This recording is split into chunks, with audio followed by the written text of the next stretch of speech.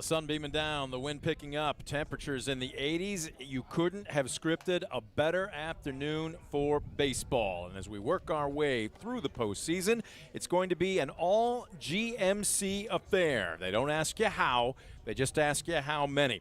And Fairview got it done against Ottawa Hills earlier this week, 7-6. Tinora, a one-run win against Liberty Center, 5-4. And so what that does is set up the rematch, except this time the winner punches their ticket to the regional semifinals. Welcome aboard, everybody. Defiance High School is the scene. Looking at a beautiful afternoon, as it will be the Fairview Apaches taking on the Tinora Rams, the number 2 seed versus the number 4, as the winner will advance to Saturday's regional semifinals. Brent Balbinot alongside Scoop Miller. Our thanks going out to our pregame sponsor, Estill Chevrolet Cadillac, located on North Clinton Street in downtown Defiance. Check out their great selection of new and used vehicles in person on their lot, or, as always, anytime at your convenience online at drivebobestill.com.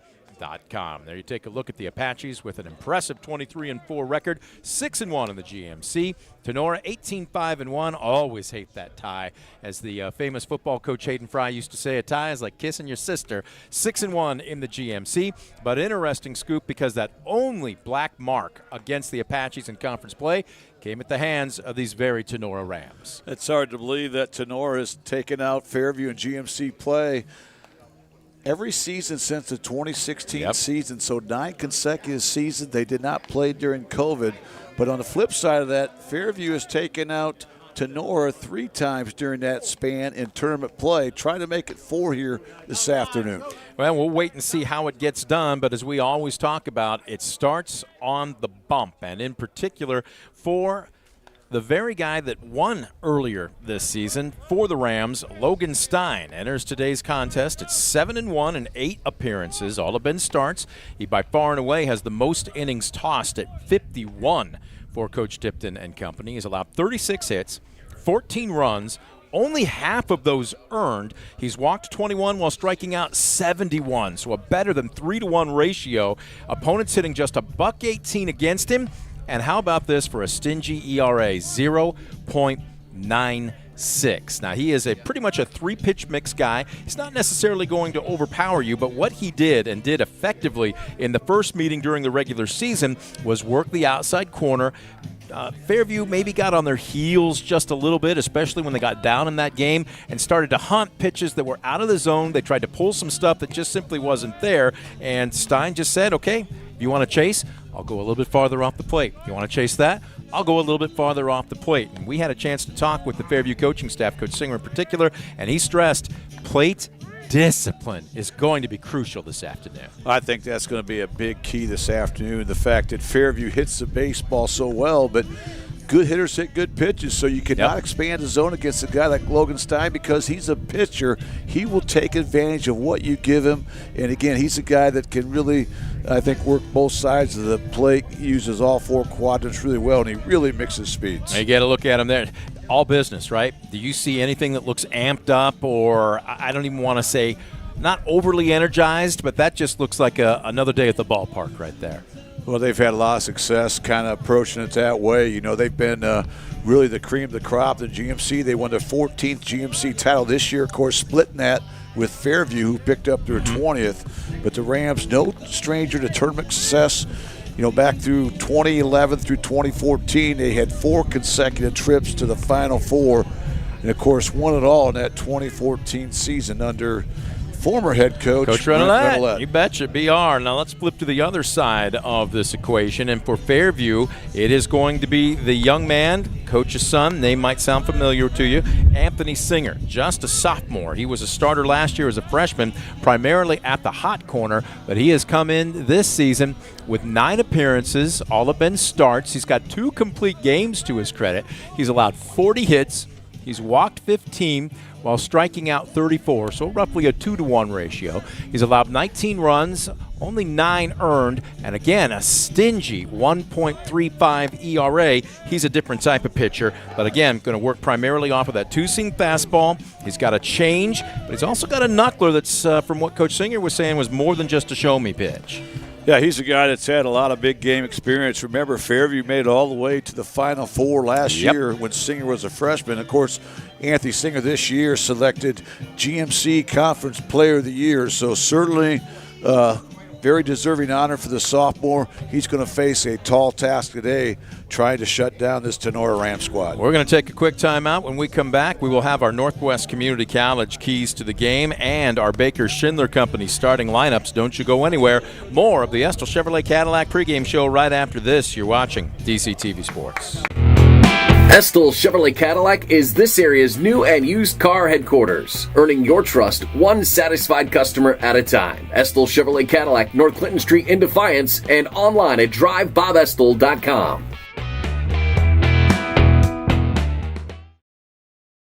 Discover top-quality healthcare education at Northwest State. Our instructors have real-world experience, so they know how to prepare you for great career opportunities. Northwest State, where you'll get the top-quality healthcare education you need to succeed. Back at Defiance, Brent Balbin on Scoop Miller. The Estill Chevrolet Cadillac pregame show continues. Time now for a look at our keys to the game, brought to you by Northwest State Community College, located in Archibald. Your key to a great career starts with a great education at Northwest State Community College. Let's start with the visitors, since they are the higher seed, the 4 seed. We'll begin with the Rams. And Scoop, what do they need to do to punch their ticket to Saturday? Well, I think they're going to have to really limit freebies. This is the Fairview offense that comes in red hot. They score 8.5 runs a game. They have a team batting average of 368 and on-base percentage of over 500. So you cannot jumpstart that Fairview offense. They have too many weapons. I think the second key is they have to control the running games. Fairview's a team that's stolen 106 bases on the season, which leads the Green Meadows Conference. So they have to keep those runners in check, not allow that extra 90 feet. If the Rams get it done in those areas, they've got an excellent chance of moving on to this week's district championship game to be played. Fairview didn't luck their way into 24 wins. They're a solid team themselves, and we'll take a look at their keys. They were almost subliminal. There they go. What do they need to do?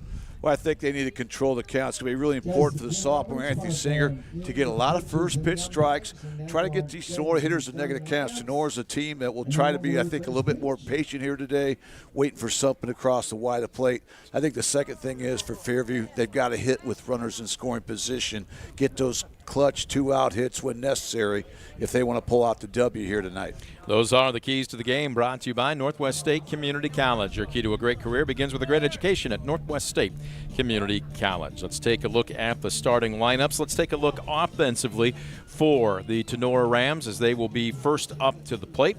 And they are as follows. And again, no real surprises here. Coach Tipton sent me what he said were tentative starters earlier this week. Came up with the card earlier today. I said, any changes? And he goes, absolutely not. Logan Stein will lead it off. We talked about his pitching numbers, but he also is pretty solid at the plate. He comes in with a 284 average, but Scoop, more importantly, a 422 on-base percentage, and he moves when he's on base. As a matter of fact, everybody does. As an aggregate, this is a Tinora team that's got 71 of 78 stolen bases, and Stein is 9 for 9. When he gets aboard, good things happen. Oh, no doubt about it. He's got to be that table setter to ignite that offense. As you mentioned, 91% success rate for the Rams, stealing bases on the season.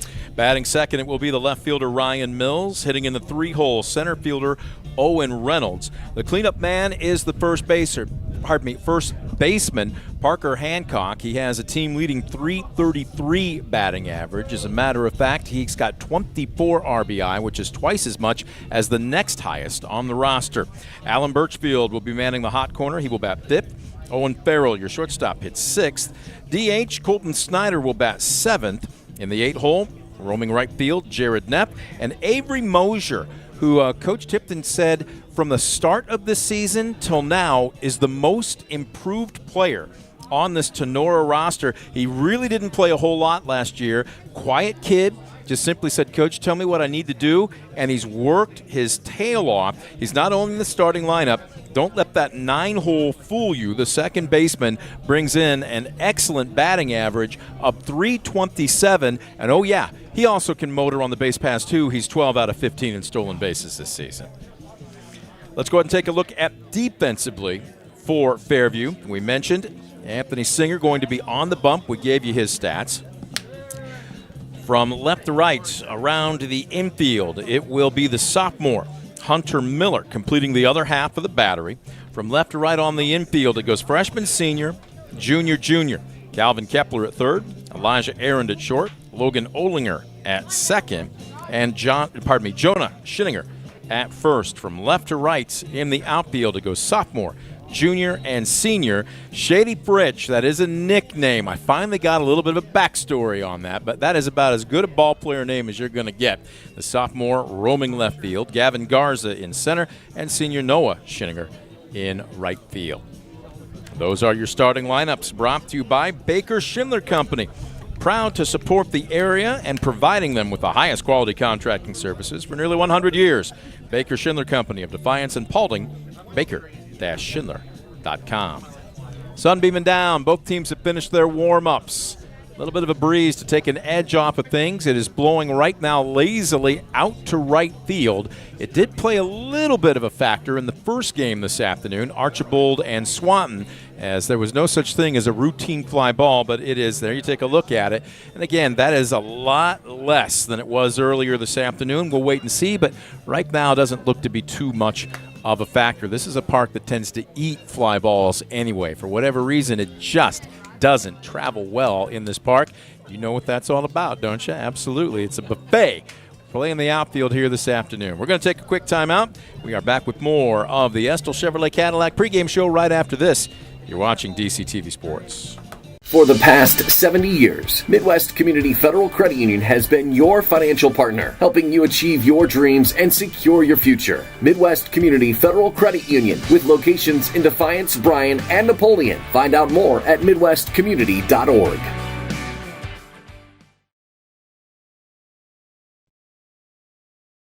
For the past 70 years, Midwest Community Federal Credit Union has been your financial partner, helping you achieve your dreams and secure your future. Midwest Community Federal Credit Union, with locations in Defiance, Bryan, and Napoleon. Find out more at midwestcommunity.org.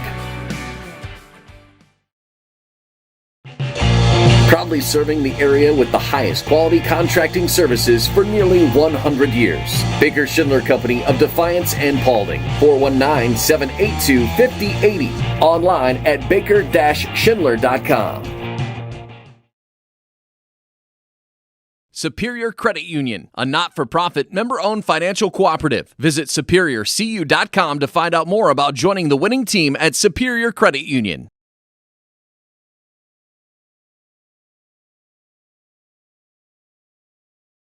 Stanball Jewelers is your trusted source for diamonds, fine jewelry, watches, and gifts. Whether you're looking for a dazzling engagement ring, a timeless anniversary gift, or a present for someone special, Stanball Jewelers has something for every occasion. Visit us today and discover why we've been serving the community since 1948. Back at Defiance, and there you see both head coaches, Coach Singer, Coach Tipton, exchanging handshakes, pleasantries, and lineup cards here at home plate.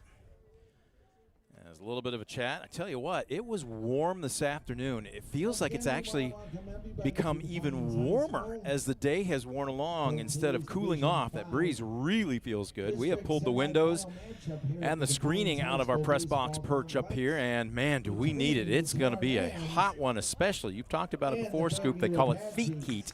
But anything that's you see the regular temperature, add about another 8 to 12 on the field because of the turf.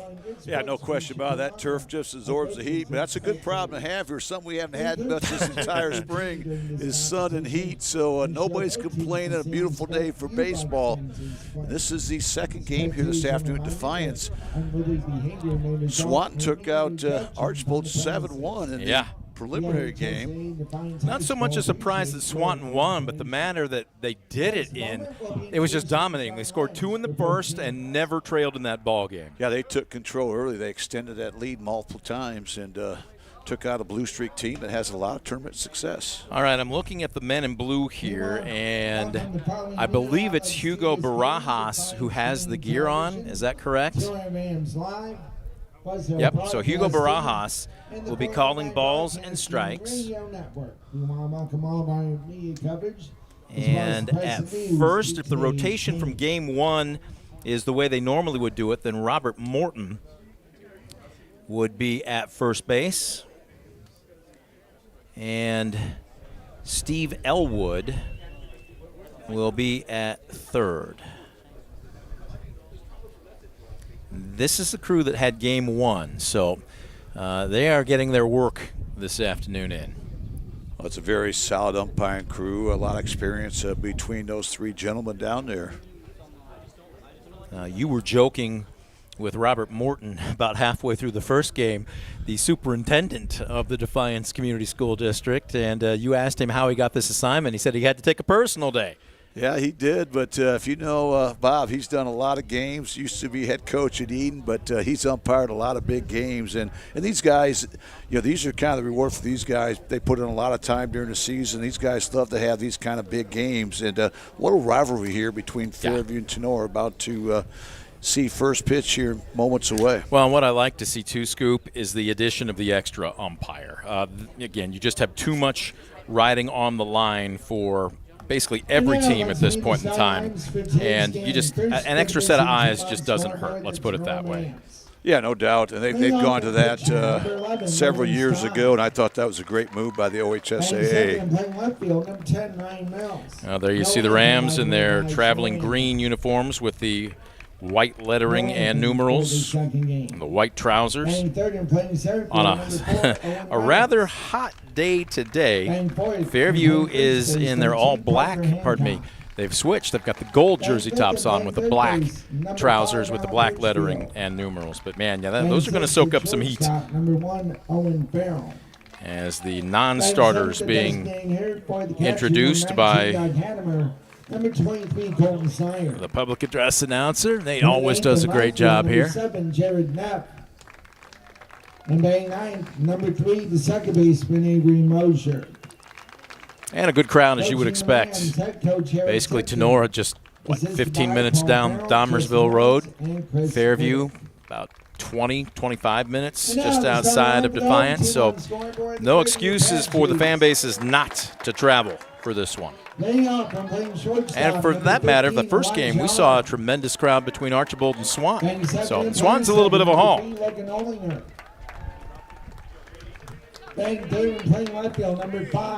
Although Swan Bulldogs have had a good year, so they've been traveling well. And, of course, Archibald always travels well. The Blue Streaks had played some great baseball to being upset by the Bulldogs here in that first game. As far as these two teams are concerned, Fairview's won 10 straight since a 9-7 loss to Lida on May 4th. Tenora's won 2 straight. Both these teams, no strangers to tight ball games. In fact, these two played back in Jewel on April 21st. Tenora beat Fairview 6-1. Last year, Tenora beat Fairview 9-4 in Sherwood. And a couple years ago, Tenora beat Fairview 8-6 in Jewel. And, of course, they also beat them 11-9 back in 23. So Fairview's had some tough luck against them, but they have had success in the tournament. We'll see if that holds up here today. Well, there you take a look at young Mr. Singer. Anthony, as we mentioned, has finished his warm-ups. Was a starter last year as a freshman on the varsity roster, primarily at third base, but he's on the bump here. And again, not necessarily going to overpower you. We were talking with Coach Singer. He said usually he's going to operate around the low to maybe mid-80s if he really humps it up. But sometimes, as often happens with young pitchers, that comes at the expense of being able to spot it. But he will throw that two-seamer. It's got some movement on it. He's got a changeup, and his curve is pretty much more of a slider, and that's his swing and miss pitch, although he will mix in a knuckleball, and it's more than just a show-me. So 4 pitches. We'll wait and see if he's on here this afternoon. This is a Tinora team that doesn't have the highest team batting average, hitting just .262, but the on-base percentage is what really gets them done. As a matter of fact, I'm looking down here, and I see 1, 2, 3, 4, 5 players in the starting lineup with an on-base percentage of over 400. Then I'm looking at 391, 371, and 364. Scoop, again, you get aboard, and their offensive philosophy is, a walk is just as good as a hit. When you've got 71 stolen bases, they're not going to really complain about how you reach base. It's just get there and then we'll send you. Yeah, those walk can turn into doubles or triples when you have speed on the bases. So, again, a team that likes to put pressure on you. Their on-base percentage, a team very respectable at .395. We talked about the success they've had swiping the bases. So it's going to be important for the sophomore Anthony Singer to really control the count, not give them opportunities to run on the base pass. And Singer's usually around the plate. He comes in averaging just over 2 walks per 7 innings, has a +2-to-1 strikeout walk ratio. Not overempowering guy, as you mentioned, Brent, but he will attack the zone. He will move the ball around, and he will use that full repertoire of 4 pitches that you talked about. Hunter Miller goes down to second base. They have finished their warm-ups. It is time for baseball on a beautiful Thursday afternoon. It is a district final matchup between a pair of Green Meadows Conference rivals. They did meet again, as we mentioned, earlier this year at Tinora, and Tinora was the victor. But now the second season is here. You win, and you earn the right to wear the uniform one more time. Yeah, this is one that really counts. Logan Stein digs in with a .284 average. From the right side, first pitch, a fastball downstairs, and we are underway. Logan Stein recently selected first team All-GMC for his outstanding spring. This one down central, a called strike from home plate umpire Hugo Barajas, and the count evens up at 1 apiece. 1-1 brings a bender off the outer third. Outfield, for the most part, pretty much straight away in normal play depth, with the exception of Garza in center. He is a little bit more shallow. This one fouled away in front of the third base dugout. And right here's what you typically see from Anthony Singer, just kind of mixes speed, mixes pitches. He went with that nice slow curveball where he just missed getting a strike. Then he umps up that fastball in the low 80s. Now the count even at 2-2. Peering in over the webbing of his glove. Gets the target from Miller. Just off the outside corner. That's a good hold by Stein. It really was. Tremendous pitch that time by Singer, who doubled him up. He went back with that fastball, tried to get the wide strike, just misses, catching the outside corner. This one, a liner into right field on a payoff pitch. And they're going to throw to first. Boy, I tell you what, Schinninger was on that ball quickly, and I don't think Stein realized it, and he just beat the throw. Well, that's a great at-bat for the junior Logan Stein. Worked the count full, then he goes the other way. Solid base hit, although Fairview tried to make that a 9-3 putout. Stein beats it out. So Ryan Mills will dig in from the right side. Mills hitting .267 on the season. Takes a first pitch bender for a strike. Well, that was a good-looking 12-6 curveball that time by the sophomore Anthony Singer. Coming set from the letters, and Singer will step off. Are they calling a balk? They are. Yeah, I'm not sure what Singer was doing that time. I think he expected Stein to be taken off on the pitch. And an excellent call there by first base umpire Bob Morton. And a gift there for the Rams. Yeah. That moves Stein into scoring position. Extra 90 feet, and he does have good speed. So here's Mills digging back in with an 0-1 count. Trying to pick up his 10th RBI of the season. It would give the Rams an early lead. There's another good bender, strike 2. Boy, if he can spot that consistently this afternoon, he's going to be awfully tough. Yeah, it's going to be the key. Location, location, location. Hitting his spots, controlling the count right now, up 0-2. See if he wants to triple him up. Brings another bender. This one a chopper back to the mound. He'll look the runner back, fires to first. That is called fielding your position. One away. Yeah, great job that time by Anthony Singer. Was able to entice the comebacker on the 0-2 pitch with a curveball. Did a great job of checking Stein back in the second. 1-3 there in a putout. Big first out, keeping Logan Stein at second base. So here's Owen Reynolds digging in from the right side. Reynolds hitting a healthy .316 on the season. Singer out of the stretch. Deals another bender, and he's found that pitch early. Yeah, great job. He's got a lot of command with that off-speed pitch. Not just throwing it for a strike, but throwing it with a purpose. That time low at the knees on the outside edge. Big first pitch strike there by the sophomore. Reynolds, primarily a singles hitter. He does have a dozen doubles, though, on the season. Go along with 17 RBI. 0-1 count. Singer deals, brings some heat. Reynolds was clearly looking for something, probably off speed or maybe even out over the plate there and scoop. I'm going to take a guess he wishes he had that one back. Yeah, you're not going to see many balls straight to catch the white ball over white plate, but he let that one go by. Now he's in a hole 0-2. Singer sets, deals, bender, and out of his crouch, and that is a great job by Hunter Miller to save it from going to the backstop. Excellent job by Miller that time to just kind of abandon his catching spot, make sure you keep the ball in front, not allowing Stein to get that extra 90 feet. So 1-2. Another bender, high fly ball, fairly deep to left field, but playable for Shady Fritsch as he hauls it in, 2 away. A tremendous job by Singer once again, controlling the count, hitting his spots, and inducing the fly out to Shady Fritsch. So a big second out there for this Apache defense, trying to escape this first inning unscathed. That'll bring up Parker Hancock. Team leading .333 batting average. Robust on base percentage of .482.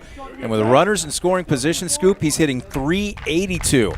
He's got 24 RBI. Number 25 is in scoring position right now, but will take a hit with 2 down here. And he tries to check his swing. He cannot. And again, Miller, a good job to keep it in front of him. 0-1.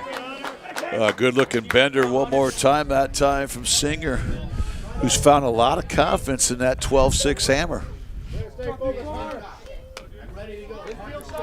The 0-1. Singer taking his time. Nods to the signal from the letters, and he's going to step off.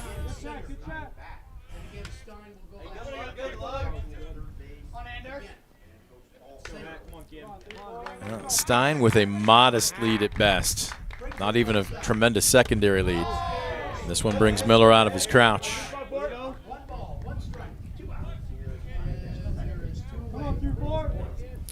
Hancock right in the heart of the box, slightly open stance. Awaits the 1-1.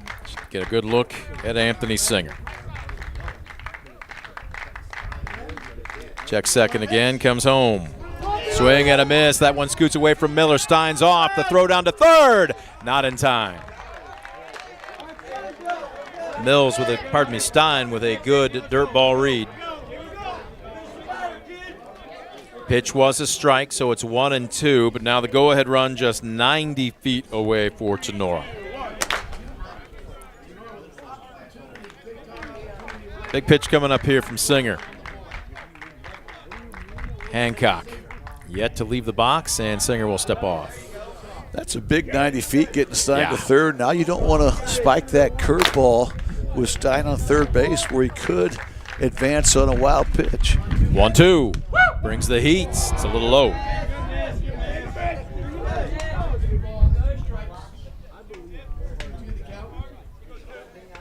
Singer, for the most part, has been pitching backwards right now through the early part of this first inning. See what he deals here with the 2-2. Got him out on his front foot. Two-hopper sets up nicely for Aaron. The throw is wide, but the tag, no, it pops out of the ball. It pops out of the mitt of Schinninger, and it's going to score the run. The throw was wide. It was originally a great job by Schinninger to come off the bag, make the tag, but when there was a collision, the ball came out of his mitt, and that will score the first run of the game. That's a tough break because Singer had made another quality pitch. Looked like it's going to be a routine 6-3, but the throw from Aaron kind of ran high. And as you mentioned, Schinninger, great job of catching the baseball, applying the tag, but that ball was knocked loose. That'll be an E6. Yep. And Tinora strikes first with an unearned run. Keeps the line moving as Alan Birchfield will dig in from the right side. Takes a strike. Hancock 7 for 7 on first base in stolen bases on the season. Birchie with a 292 average, hovering around 300. Takes off speed there for a strike and is down on the count now 0-2. This is where I'm checking body language for Elijah Arend right now. You got to flush that. There's a lot of ball left to be played. The 0-2. We were always Coach Scoop. The ball's going to find you. And usually pretty quickly after an error, you want it. You want the next play to come to you. The 0-2. Runner goes. Miller throws down to second. And they're going to call it a called third strike. Birchfield goes down looking on a West Banco strikeout. And that will do it for Tinora here in the top of the first, but not before they score one run on one hit, one error, and one left aboard. It's unearned, but it counts just the same. Through 1/2 inning, Tinora 1. Fairview coming to the plate. Back after this, you're watching DCTV Sports.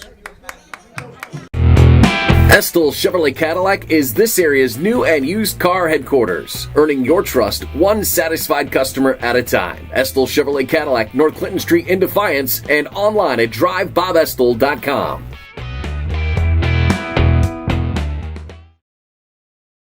For the past 70 years, Midwest Community Federal Credit Union has been your financial partner, helping you achieve your dreams and secure your future. Midwest Community Federal Credit Union, with locations in Defiance, Bryan, and Napoleon. Find out more at midwestcommunity.org.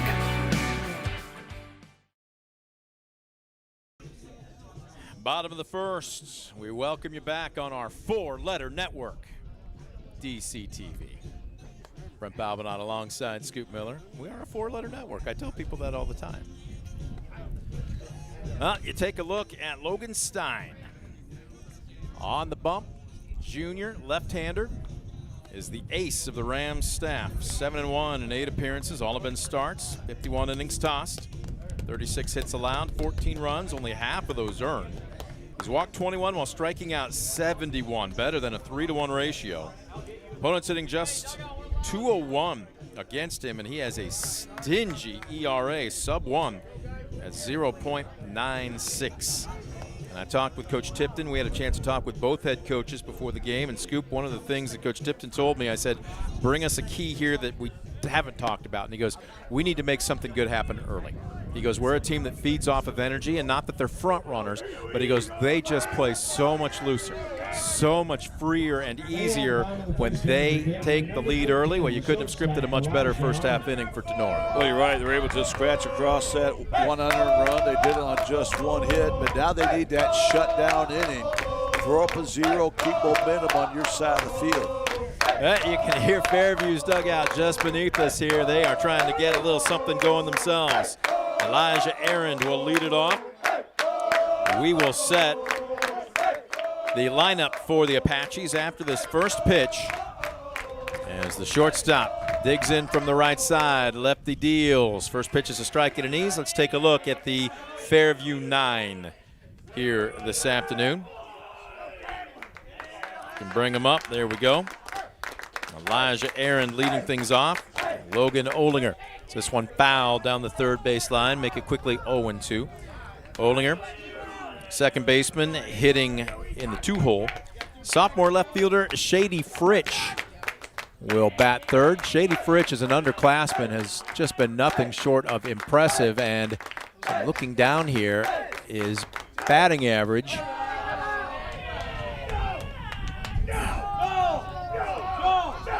Got a ball here, I'm sorry. The wind is picking up if you haven't noticed. Yeah, Fritsch hit 420. 420, there we go. Paper came loose, I got to taper down a little bit better. The 1-2 on the way. This one, a liner into the left center field gap. It will get down, and it's going to be extra bases. Arend rounding first. Is he thinking 3? He is digging for third as he crosses second base. Head first in, play at the plate, not in time. Elijah Arend with the leadoff triple puts the tying run just 90 feet away as the first batter here in the Fairview first. Great looking swing that time by the first team all GMCer Elijah Arend. He's able to just kind of jump on that fastball, barreled it up. By the time it was tracked down by Owen Reynolds in center field. Aaron slides in under the tag at third base, so leadoff triple, and Apache's trying to quickly erase that 1-0 deficit. Logan Olinger hitting .385 on the season. Will step in. He's got 26 RBI. He squares to bunt. He takes up high. Ball one. Shady Fritsch on deck. Anthony Singer, the pitcher, is your cleanup hitter. Noah Schinninger batting fifth, roaming right field. Gavin Palladino, the DH, hitting sixth.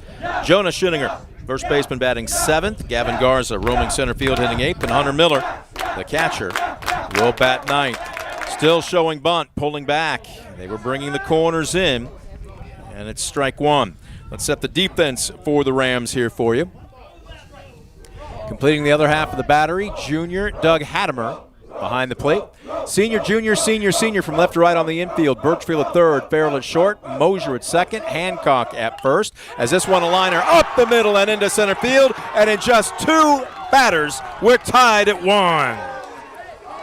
Oh, another great AB, this time by the junior Logan Olinger. Showed a couple bunts there just to take a strike, and then he got something across the heart of the plate, turns that baseball around. And that 1-0 lead lasted, as you mentioned, Brent, just two batters. Wow. And now the Apaches looking for more with Olinger, a guy that's got 24 stolen bases on first, and Shady Fritsch, back-to-back first-team GMC selection. Sophomores put up some big numbers. Lefty digs in, takes the first pitch high, rounding out the defense for the Rams from left to right on the infield. Pardon me, on the outfield, I should say. Sophomore, junior, Ryan Mills, Owen Reynolds, and Jared Neff. Fritsch looking at a 1-0 count. Stein deals, he squares to bunt, popped up. Hattemer gives chase, but he can't quite get there. Well, I like the idea. Shady Fritsch runs extremely well, as does Olinger on first base. So right now, trying to put a little pressure on this Ram defense. After fouling that bunt back, I'd look for Fritsch to be swinging away right here. Logan Olinger. Now what do we got here? Are they calling it out here? Said he stepped out of the box. Out of the batter's box? The baseball. Oh, my goodness, and I believe that's the call now. Again, Coach Singer's coming in to have a conversation with home plate umpire Hugo Barajas, but I don't think there's going to be much of a conversation here. Wow, a tough out for Fairview, one away.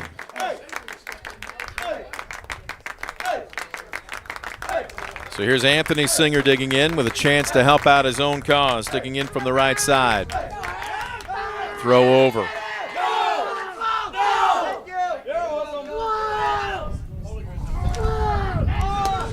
I like what Singer did there on the throw to first. He squared up the bunt, but he has no intention of bunting right here. He'll be swinging.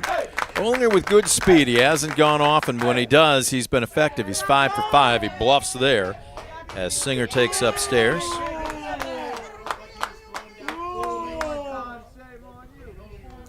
Singer hitting a robust .404. Check that, .420 on this season. Throw over to first.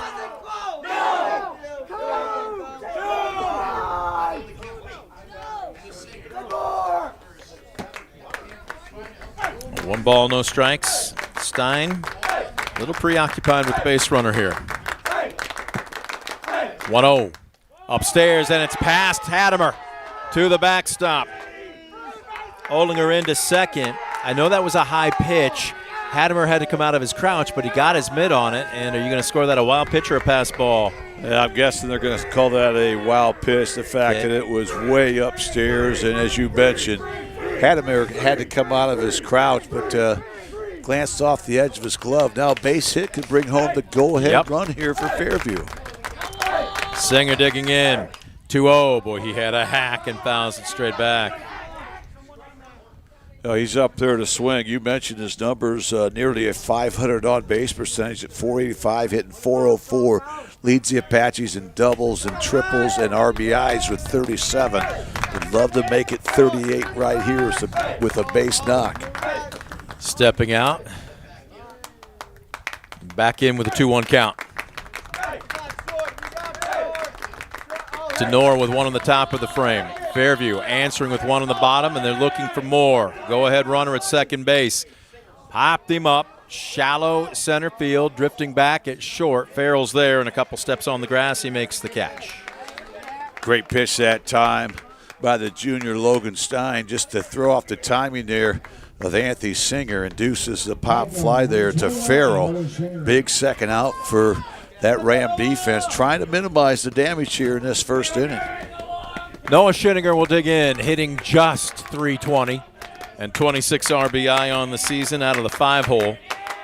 Trying to come up with a clutch 2-out hit here to give his team the lead. Stein looking to get out of the inning with no more damage done. Looked like a fastball right at the letters, strike one. Good first pitch strike that time by Stein, who continues to move the baseball around after giving up a couple early hits here to Fairview. The 0-1. Olinger with a better secondary lead. A little late. This one inside outed. Fouled up the first base line. Count now 0-2. This is where he had Elijah Aaron before Aaron ripped that triple there to start things out. So right now you still got to hit your spot. Be smart. You're up 0-2. You don't want to miss with the white ball over the white plate right here. Try to get that white strike. Up in the box, runner going. This is a high chopper up the middle on a second hop. They're going to have to hustle. And a great pick at first by Parker Hancock as they retire Noah Schinninger 6-3. That will do it for Fairview here in the bottom of the first, but not before they score one run on 2 hits. No errors and 1 left aboard. We have played through 1. A tally apiece. We'll go to the top of the frame. Tinora 1, Fairview 1. You're watching DCTV Sports. Proudly serving the area with the highest quality contracting services for nearly 100 years. Baker Schindler Company of Defiance and Paulding. 419-782-5080. Online at baker-schindler.com. Stamball Jewelers is your trusted source for diamonds, fine jewelry, watches, and gifts. Whether you're looking for a dazzling engagement ring, a timeless anniversary gift, or a present for someone special, Stamball Jewelers has something for every occasion. Visit us today and discover why we've been serving the community since 1948. Now there you get a good look at Anthony Singer in the background on the bump, finishing his warm-ups. He surrendered an unearned run in the top half of the last inning, but his mates got the equalizer back in the bottom of it. So as we head to the top of the second, 1-1. As it will be 6, 7, and 8. Owen Farrell, Colton Snyder, and Jared Knapp to take their first cuts of the afternoon for the Rams. Apaches will meet up on the bump. Just a little bit of a love fest. Everybody trying to say, hey, sauce for the goose. Might as well be 0-0, right? Yeah, right now we got a new ball game once again. If you're Singer, get that shutdown in, and your offense just got you that run to tie things up. So now throw up a 0. Keep this game where it's at. Owen Farrell digs in with a .211 average. Takes a first pitch strike. Again, hitting just .211, but Scoop a .349 on base percentage, including 10 walks. They aren't picky about how you reach base at Tinora. Just do it. Yeah, money ball, get on base and good things happen. But right now, 0-2 here. Singer controlling the count once again. Deals, got him swinging, strike 3 on a West Banco strikeouts. Tremendous sequence that time by the sophomore Anthony Singer. We talked about the importance of controlling the count. He did that. Once you do that, you can expand the zone. He went with the high fastball. Farrell swings through at the second strikeout here for Singer on the afternoon. So here's Colton Snyder digging in. Designated hitter. Singer deals, and he's got that bender working. Strike 1. I love how he's attacking the zone. First pitch strikes, keeps pounding that zone. Snyder hitting .212 on the season. That one lined over our press box. You're going to have to do better than that, bud. I took the windows and the screen out today because it was just stuffy in here. Plus, it's just a beautiful day. I've got you on a low-line drive today. I'm not quite feeling confident, to be honest with you. You're going to have to show me a little more. The 0-2. Pulled an off-speed pitch. Miller gets out in front of it, but that one short hops him. Starting to sound like my coaches now. I remember one of my coaches when I was, I think it was either a sophomore or junior year, and I had to get used to his very sarcastic sense of humor because I was not the greatest athlete, if you can believe that. So this one, a liner, slicing foul, just foul down the right field line. But I did something well, and I thought he was going to call me over to compliment me and say, good job. So I was amped up, and he put his arm around me and he goes, Balbinot, you are small, but you're slow. And I was like, what? So needless to say, that didn't sit too well. Luckily, we had an assistant who was a bit smarter than that. And he called me over and he goes, listen, the day you should be concerned is the day he stops ribbing you.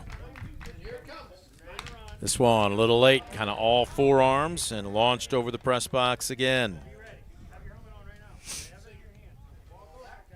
Singer working away, and with some of that off-speed stuff is really changing up.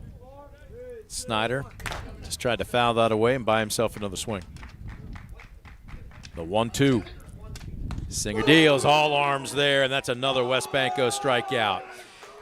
How about Singer one more time? Just continues to mix things up, keeping those Ram hitters off balance. And that time he sneaks the fastball by Colt Snyder. So 3 consecutive punch-outs here by Anthony Singer. Tell you what, in talking with Coach Singer, I thought the knuckleball would be the show-me pitch. The slider would be the swing and miss pitch. But that fastball, as he's been pitching backwards, I think that might be the show-me pitch here this afternoon. And he's done it in his count. All of a sudden, 82-83 looks more like 85-86 as Jared Neff digs in. Takes a 1-0 pitch downstairs.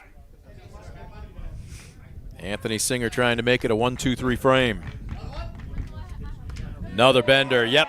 All right, so here, early sample size, Scoop, and I know it's small, only 7 batters, but I don't think Tinora is going to see much in the way of fastballs here this afternoon. The only fastballs they've seen is with 2 strikes and when Singer's gone upstairs. He has pitched backwards today, and there is a delayed strike 3 call, and Anthony Singer punches his arm towards his teammates in the dugout. Capital K, capital K, capital K, as he strikes out the side here in the top of the second. No runs, no hits, no errors, and nobody left the board. We'll head to the bottom of the frame, all knotted up. GMC opponents 1 apiece, Tinora and Fairview. You're watching DCTV Sports. When a fire or natural disaster throws a penalty flag, let ServiceMaster Restore work for you. Anything from minor cleanups to complete overhaul and rebuilding. Contact ServiceMaster by McCann. Very excited. At Arthur Law Firm, we understand how overwhelming life can be after being seriously injured in a car accident. With over 50 years of experience, Arthur Law Firm has a track record of getting the results you deserve. When you don't know where to turn, get answers with Arthur. Call us today. Well, when you retire the side via the strikeout, you're going to have a little bit of energy, and as they get set to take their cuts here in the bottom of the second, this Apache dugout is really starting to amp up, Scoop. They're enjoying things, as you should. You make a deep run in the playoffs like this, I know it can be stressful. Everybody knows what's on the line, but also just take a deep breath and soak it all in. You really should. You know, this is the fun time of the season. This is where all that hard work in the offseason, preseason pays off right here. So go out there, enjoy the moment, make this a memory you want it to be. Look at this.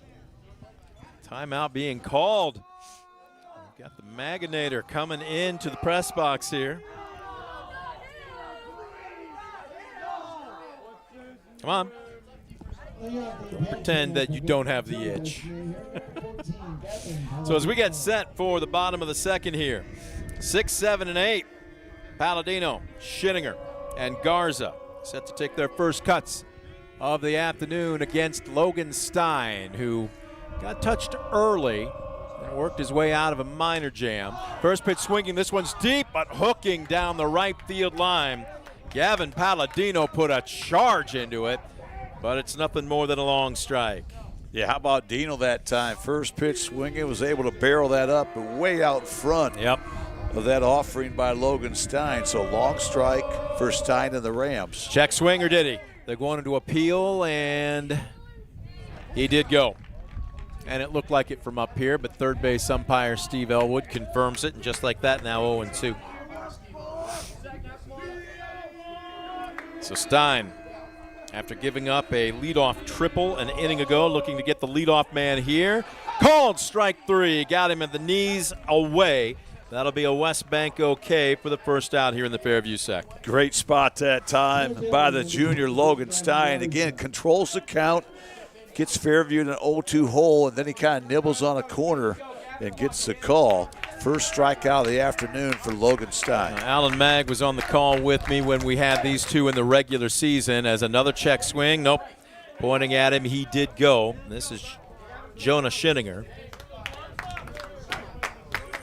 Go. And, Coach, that was one of the things that when I talked with Coach Tipton, he said Logan Stein did a really good job of, and you saw it with your own eyes as this one's fouled back, but it just kept nibbling at the corners. And when you're consistent, he just kept nibbling, and Fairview wasn't the most disciplined at the plate in that loss earlier this season. Yeah, Logan does a great job of using that corner, using all 4 quadrants of the plate, and as he gets the corner, he just continues to move out. This one tomahawked right back to the mound. Stein finishes it off with a throw, and that was more self-preservation than anything else. 2 away. Great glove play that time by Stein, as you mentioned, kind of self-defense, but he makes that a 1-3 putout. So 2 quick outs here in the second for this Ram defense. I know we talk about it a lot, and it's easier said than done, but that is why pitching coaches, when you're running PFP, Scoop, you always tell your pitcher to finish square to the plate. Yeah, you have to, especially by the time you finish there, you're just maybe 50 feet plus away from home plate. And we talked about some of these Fairview offensive numbers. Yeah. These guys are up there to swing the bat, and they've had some big-time numbers. Big reason they're sitting at 23-4 coming into this one. Gavin Garza hitting .356. Swing and a miss to make it 1-1. Yeah, some of these Fairview batting averages just look like Game Boy numbers. 5 hitting over 400. If you have a low batting average on this roster, you're only hitting .356. Yeah, just crazy. You finally get to a guy hitting in the 350s, you think, oh, good, we got a good chance of getting a guy out. Yeah. Guy who's better than every 1 out of 3 at-bats reaching.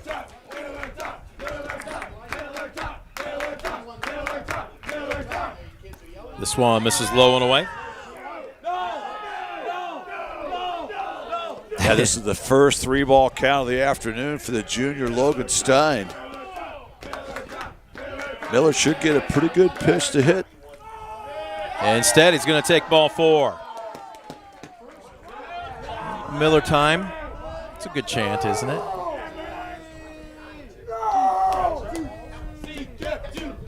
Third baseman, number 2, Calvin Kepler.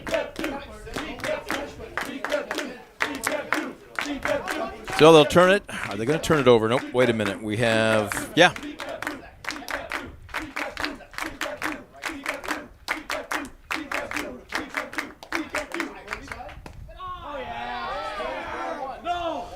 Now we got the got freshman Calvin Kepler up. Kepler. Right. How about this? Having a 9-hitter, 426 batting average, 579 on base percentage. He's been that second leadoff hitter for Coach Andy Sinker. 1-0. Inside, snap throw down to first. And a good, nice job by Miller to get back.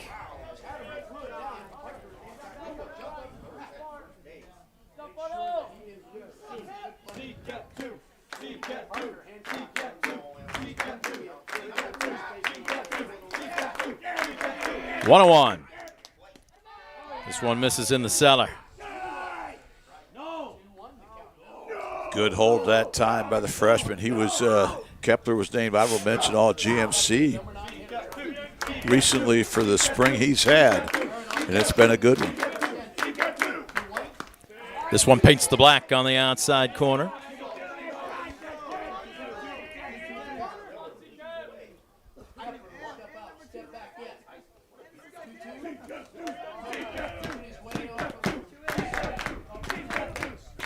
Two. I caught him casting. Chased upstairs. That's a West Banco strikeout, and that will do it for Fairview here in the bottom of the second. No runs on no hits, no errors, and one left the board. We're up through 2, no change in our score, 1-1. You're watching DCTV Sports. West Banco, building a better bank every day since 1870. Community-focused West Banco. Find out more at westbanco.com. That's what I said. What you got? Which shindig are you talking about? Discover affordable transfer opportunities at Northwest State. Start here and save thousands on tuition. Our advising team will help you get your credits transferred. So don't wait another minute. Get started today.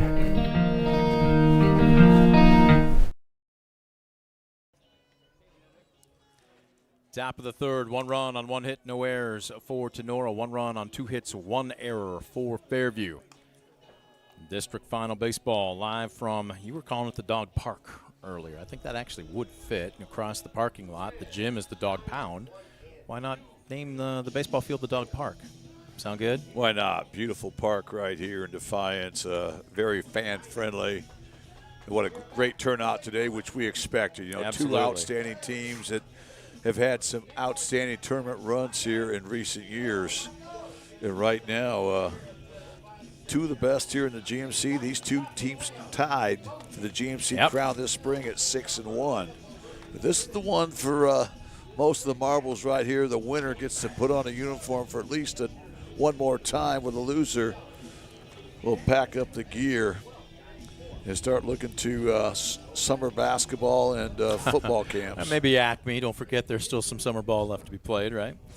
Well, he struck out the side an inning ago. Anthony Singer will see if he can continue it here as he will deal to the 9-hole, Avery Mosier. Lineup turns over, then Logan Stein on deck, Ryan Mills in the hole. Coach Mag, we saw these 2 teams play earlier this year. You had the headset as the color announcer for that one, and we were talking with Coach Singer earlier, and he said that game just wasn't us. He said we weren't disciplined. We tried to swing out of our shoes. We tried to pull stuff, and he said we have had multiple discussions about what our approach needs to be at the plate here this afternoon. Yeah, they were really out in front of things that day of Tinora. It was a lot different day than today. It was cool and wind. I think maybe wind blowing in a little bit, and yeah, they're going to have to be more disciplined and be able to hit the ball the other way to be able to deal with Logan today. Singer asking for a new baseball. They only gave him 4, so can't have too many foul balls here this afternoon, or you gentlemen will have to sing a duet to pass the time. 0-1. Mosier out of that 9-hole. We talked about it, and Coach Tipton called him the most improved player of the season from the beginning of the year till now. But he looks at strike 2 here. Mosier out of the 9-hole, hitting a very respectable 327. Have to be protecting here. He almost chased, but that bender was about a 58-footer, ball 1. Yeah, great job by Mosier to track that baseball away. We've seen Singer do that once he gets up 0-2, tries to expand the zone. Good hold that time by the senior. Mosier standing deep in the box. He's not guessing right now. Anything around the plate that isn't in his zone, he'll be fouling off. He takes a bender there, but he doesn't chase. 2-2. A good hold once again, trying to work the pitch count here of the sophomore, Anthony Singer. See if Singer gives in here. He shakes off the first sign. Deals one here. That's a late swing by Mosier. He wants that back. Again, that fastball, a bit more of a show me than that. But again, at 80-82, but he's been throwing it when he wants to. He has done a beautiful job of pitching backwards so far. Boy, he has, and that's 5 consecutive West Banco strikeouts for Anthony Singer. Just been hitting his spots, controlling the count. Great looking fastball that time on the 2-2 pitch. Here's Stein digging in. The only hit for Tinora was a leadoff single on a 3-2 count. He scored back in the first. He takes a strike here. Singer sets, deals, brings the heat downstairs. Alan, we've got more than a small sample size now. We're into the 3rd inning here, and if you're Tinora, you've seen the pitch progression here. You're going to have to adjust. He's not going to give you a fastball. Well, you have to adjust to get in the box ready to hit. Anthony's throwing a ton of strikes today, so I think maybe the approach just needs to become you get in the box and get ready to hit. And you're going to need to look for a bender. He has been masterful with his junk, the 1-2, and right there, boy, I tell you what, Miller tried to frame it up, but just a bit outside. Yeah, that time he went with the high curveball there. A tough pitch to locate, but a really competitive pitch. Just misses upstairs. 2-2. There's a fastball, and just a little late, fouling it back. Tell you what, this is about as good a game of chess on the baseball diamond as I have seen, at least in the early going here, and probably the last 2 or 3 seasons, at least, that we've had the headsets on here for DCTV. This is really shaping up to be a fantastic matchup. The 2-2. Bender just caught a piece of it. Stays alive. Great job by Stein, really trying to grind out this at bat. This will be pitch number 7 of his second at bat coming up. Remember, Stein was able to get into a 3-ball count before lacing that single back in the first. The only 3-ball count that Singer's been in this afternoon. Well, they went oppo. We'll see what he gets here with the 2-2. Now the Bender got him out on his front foot, but he's hanging tough. Again, that's the pitch that you don't need to do too much with. Just foul it away and buy yourself another one. Yeah, Logan did a good job of keeping his hands back and fought that borderline pitch off. So we'll do it again, 2-2. Outfield straight away, normal play depth, maybe just a little deeper in right. Schinninger. Singer shakes once, shakes twice, shakes a third time, and now he's going to step off. Just a sophomore, but he is really dictating the pace of this ballgame. 2-2. Another Bender, and Stein again, second straight at bat. Down early in the count, has now worked it full. Yeah, great job again by Stein. He's really battling up there with 2 strikes. See what he gets to work with. Schinninger shakes once, now likes the second. Deals downstairs. Alan, that's what you call a pesky at bat. Yeah, it's really good at bat there. Fouled 4 or 5 pitches off, worked that walk, and on base again for the second time. All right. Well, you made the short drive down Ayersville Road to check this one out. Rough week for Ayersville Spring Sports as baseball, and of course yesterday softball, both being eliminated from the postseason. What are you doing in Ayersville now? Getting ready for summertime. This one misses downstairs. You're going to be coaching River Bandits, though, this year, are you not? Yep. Be traveling with the Bandits again this summer. Ryan Mills will dig in from the right side. Mills 0 for 1 with a ground out back to the pitcher. Middle of that infield pinching. Double play depth. This one misses upstairs. Ball 2. Scoop, he's fidgeting with his glove hand right now with a runner aboard, and he pitches out of the stretch. It's not uncommon, especially with young pitchers, to see that curveball flatten out a little bit when you pitch out of the stretch. And so what's he do there? Gets himself back into the count with a good sinking fastball. Well, that time he did a much better job. He had a good stride step that time. He's kind of shortened up the last few. Now he gets back in the count at 2-1. Keeping an eye on Stein. They are very aggressive on the base paths this year. As a matter of fact, he's 9 for 9, and they're very much aware of it. As we mentioned in the pregame, Tinora 71 of 78 in the stolen base category this season. Coach Tipton said they know what counts they want to run in. There's a beautiful Bender. Strike 2. You can make a living if you locate that pitch right there time and time again. But again, he's had great command of that nice 12-6 curveball. Doesn't have a lot of break, but he's really locating it. Throw it at first. What I think it has, though, Scoop, is maybe some late break. And that's where I think, again, Tenora's hitters thinking it looks like something that it's not until the last second, and then boom, it breaks on you, and you're thinking, what the heck just happened there? 2-2. There's a Bender. Shot up the middle. Potential 2. Nope, knocked down. They'll have to take the sure out at first. Nice job by Logan Olinger to stay with it. A great stretch by Schinninger. 2 away. Yeah, smart play that time by Logan Olinger. Tried to turn 2. Once it kind of popped out his glove, not able to get that transfer, so he picks it up, made the sure out there at first base. And now 2 outs, but an RBI situation for the sophomore Owen Reynolds. Reynolds 0 for 1 with a fly out to left. Here's where this turf plays really fast, especially now that the weather's warmed up. Schinninger just going to try and focus on the hitter here. Work his way out of a mild jam. First pitch, Bender. Great confidence in that pitch, my goodness. And right now, Tenora's taking a lot of first pitch benders for strikes, so they may need to make that adjustment. The key is you've got to try to go oppo on that curveball away. The 0-1. Singer sets, deals. And then you follow it up with a pitch like that and a good fastball downstairs, which looks even faster than 80-82. And now he can throw pretty much anything he wants with an 0-2 count. Yeah, he's really pitching right now. You want to be smart, supping out of the zone you can't get hurt by. Shakes. Long look in. And he'll step off.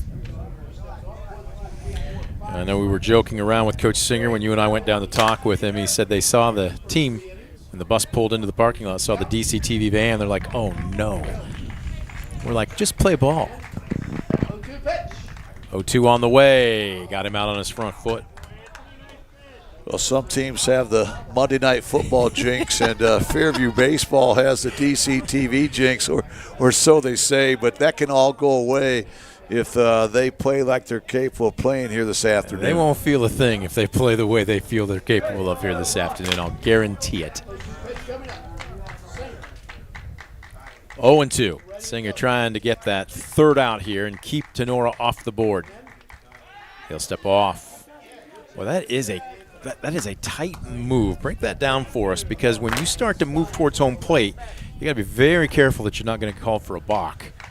Yeah, it's really kind of a delayed inside move that time. He was called for a balk earlier back in that first inning. Comes home here. Misses on the out of third.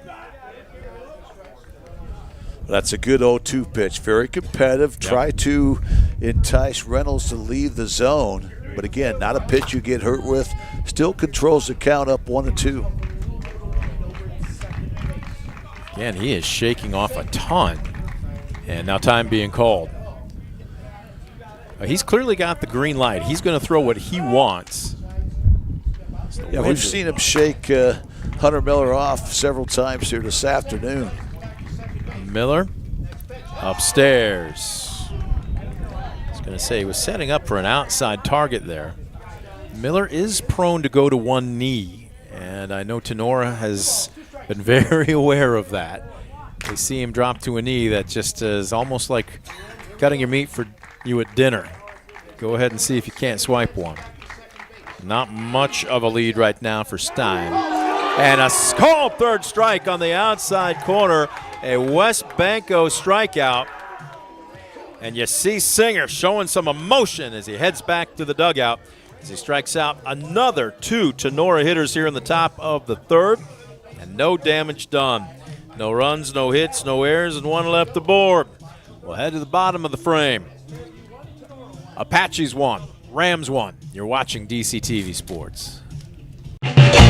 Proudly serving the area with the highest quality contracting services for nearly 100 years. Baker Schindler Company of Defiance and Paulding. 419-782-5080. Online at baker-schindler.com.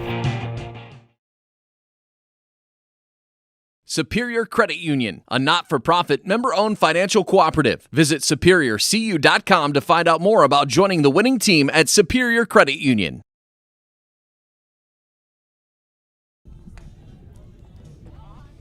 There you see Logan Stein finishing his warm-ups as we head to the bottom of the third. One run on one hit, no errors for the Rams. One run on two hits, one error for the Apaches. And Fairview will send top of the order to the plate for the second time this afternoon. Elijah Aaron will lead it off. Logan Olinger on deck, and Shady Fritch in the hole. Stein struggled a little bit in the bottom of that first inning. Did allow a two-out walk a frame ago, but otherwise no damage done.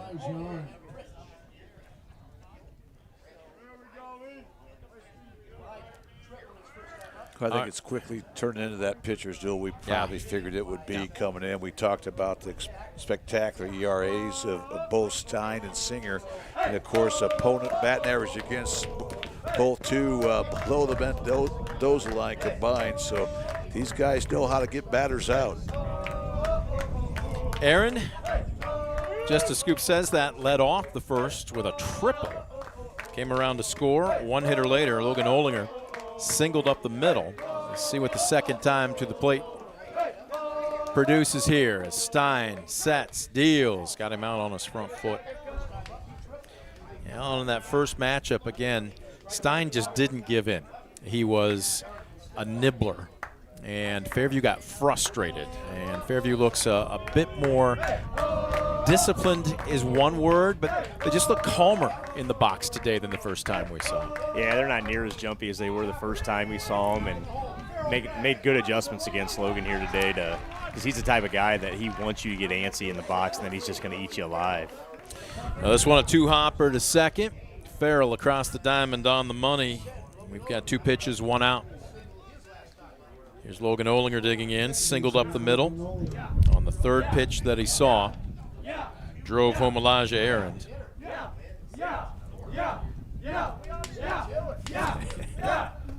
We are just above the Fairview dugout. You can hear them trying to work themselves into a lather as this one misses high for ball 1.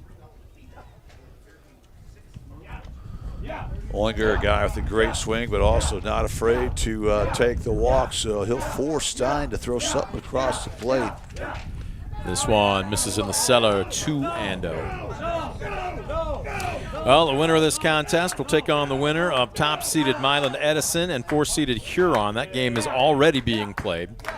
That would be Saturday at noon at Fremont. A little bit of a bus ride for whoever wins this one.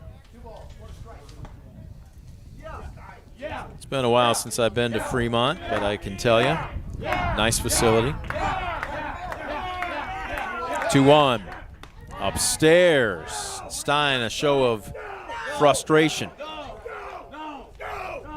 Is that a release point issue there? Was that a mechanical issue? What are you seeing there? It's probably more of a release point than anything. He really hasn't struggled with his control today, so. 3-1 downstairs. Boy, I tell you what, that was bold of Logan Olinger. He didn't wait for the call. He tossed the bat and trotted down to first base. Well, second walk issued by Logan Stein, and perhaps a mistake putting a guy like Olinger has got great wheels. Olinger 24 stolen bases on the season. Shady Fritch digs in. Was called out after he was trying to bunt and was said to be outside the batter's box when he made contact his first trip up.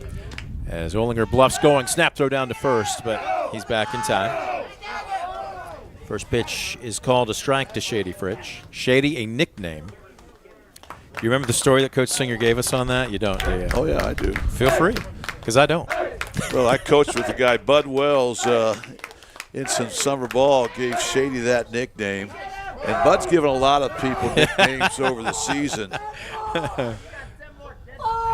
And I won't tell you the one that he gave me, but certainly Bud, a great guy. He's a guy that will coach any athlete for any school. He's just given so much to the game. The 0-1 to Fritch. This one kind of punched into center field, but played perfectly. 2 steps over to his right, and Reynolds hauls it in. 2 down. You've had multiple nicknames. As a matter of fact, basically we call you by your nickname. At dinner last night, Jeff Tackett, the general manager, asked me about your nickname, how you got Scoop. Well, it's because my brother and cousin were the third baseman and shortstop. They could not get the ball in the air to me at first base, so it ended up being Scoop. And when we were way ahead in ball games, they just threw it over there in the dirt for fun of it just to make me work a little harder. Alan, did you have a nickname? No, I did not. You serious? Yeah. Nope. Okay. Saying Alan's easy enough, I guess. Apparently. Is he telling us the truth? Your daughter's standing next to us. She wants a ride home, so she throws her arms up as if to say, I don't know.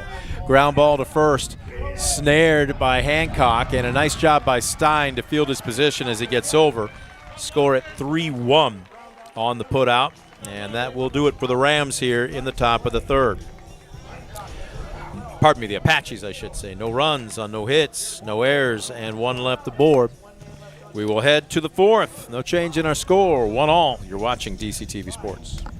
Stanball Jewelers is your trusted source for diamonds, fine jewelry, watches, and gifts. Whether you're looking for a dazzling engagement ring, a timeless anniversary gift, or a present for someone special, Stanball Jewelers has something for every occasion. Visit us today and discover why we've been serving the community since 1948.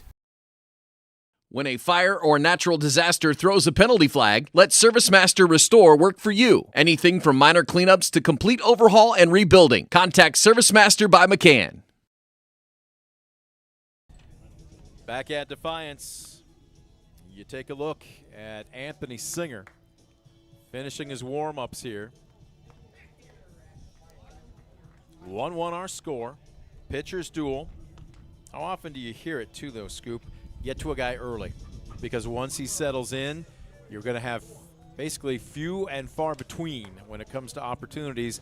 Both teams did that exactly to script, both scoring in the first inning, and now both starting pitchers have really settled down. Yeah, both starting pitchers really have the command going. They've got their secondary pitches working, and both these teams really no strangers to tight games this season. Tinora 5-2 in games decided by 1 or 2 runs, and Fairview 4-2 games decided by 1 or 2 runs. So both these teams know how to finish games.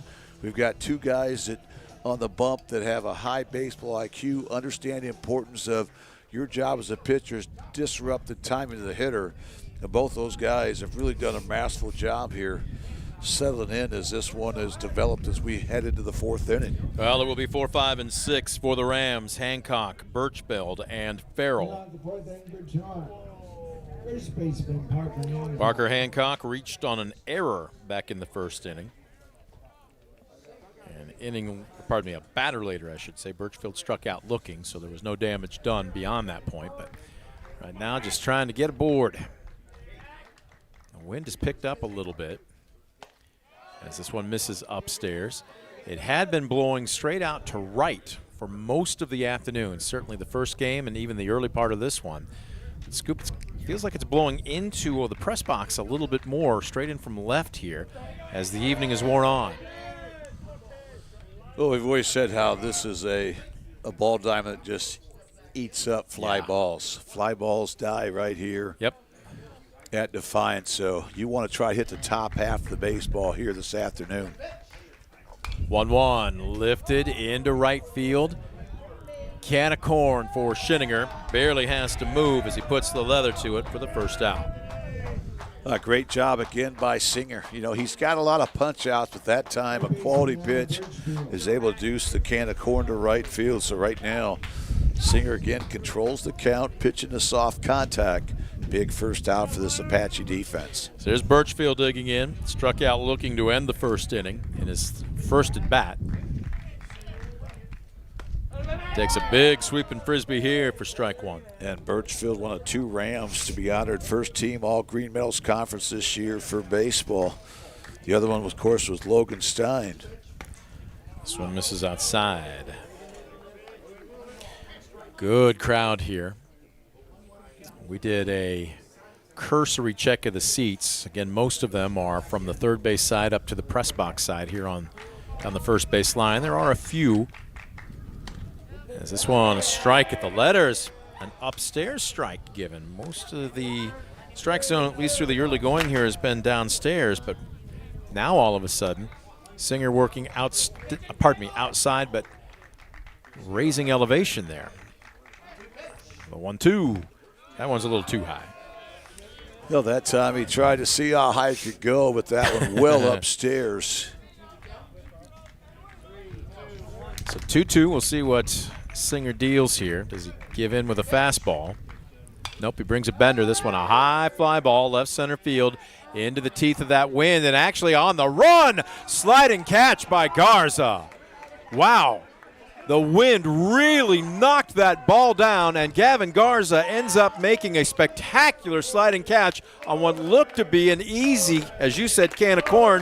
It was anything but. Great play that time by Gavin Garza, a guy that's just an incredible athlete. We saw it on the gridiron, and at that time, as we said, fly balls here just get eaten alive. Great job by Garza to stay with it. 2 quick outs here for Fairview in this 4th inning. So here's Farrell digging in. 0 for 1 with a strikeout. And Singer will step off.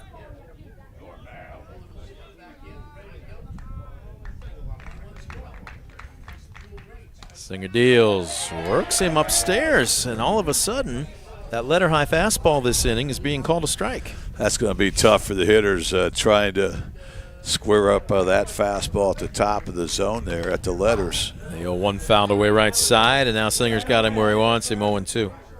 Finishing up that thought here, Scoop, I know it's unofficial and there's some standing room only seats here, but this facility, for a high school facility, you could drop this anywhere with the exception of Miami in the Mid-American Conference, and every college coach in the MAC would say, yes, we'll wrap both arms around this. It is an incredible facility. 5 indoor hitting cages. This one just outside. All turf from backstop to warning track.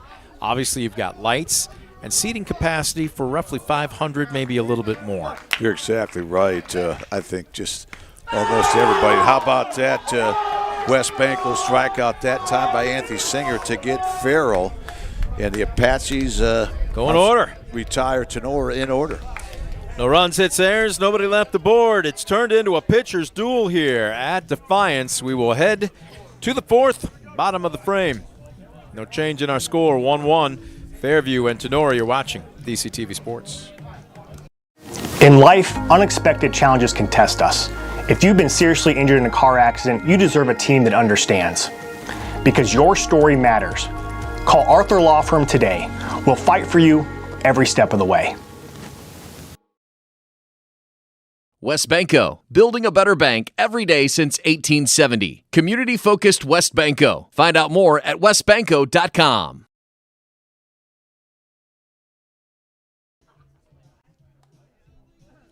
Oh, there you get a good look at left-handed Tinora starter Logan Stein, finishing the last of his warm-up pitches here as we welcome you back to the bottom of the 4th. Minimal offense, 1 run apiece, 3 hits combined between both these two teams, and 1 error that committed by Fairview. And the pitchers have settled down, and at what point here, we're roughly halfway through this ball game, Scoop, do you start thinking, okay, if we get anybody aboard, we got to start thinking about how to manufacture a run? Absolutely. At this juncture, you're not just playing for the big inning. You're going to play for a run when you get that opportunity. Yep. You mentioned just 3 combined hits. And those 3 hits, Brent, one was the leadoff man for Tinora in the first inning, Logan Stein. The other 2 hits, the first 2 hitters in the first inning for Fairview. Since that time, there's not been a base hit. The only runners, a couple walks issued to Fairview and 1 walk issued to the Rams. So here's Noah Schinninger digging in to lead things off here in the bottom of the 4th. A 5-hole 0 for 1 with a ground out to short. First pitch swinging, he got something he wanted there, but couldn't barrel it up. 0-1. Well, I really like that. Second time around, you're feeling more comfortable. You've seen Stein, so you get the pitch you want early. You're going after it. That time fouled back. Stein on top, 0-1. Stein sets, deals, tries to bring that bender, and it's just off the outside for ball 1.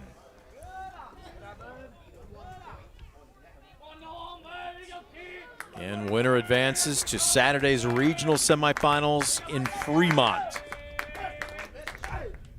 This one a hard hit ground ball, but right at second. Mosier makes the routine play as he clicks and fires, and the leadoff man retired here in the Fairview 4th. Tremendous pitch again by Logan Stein. Not much you're going to do with that pitch other than roll it over. And credit Avery Mosier. Did everything right. Knew he had time, got the glove down, was able to trap in the glove. 4-3 on the putout. Good start here for this Ram defense. So here's Gavin Palladino digging in, 0 for 1, struck out looking. He laced one just foul down the right field line in his first trip up, and then went down on 3 strikes as he takes one here.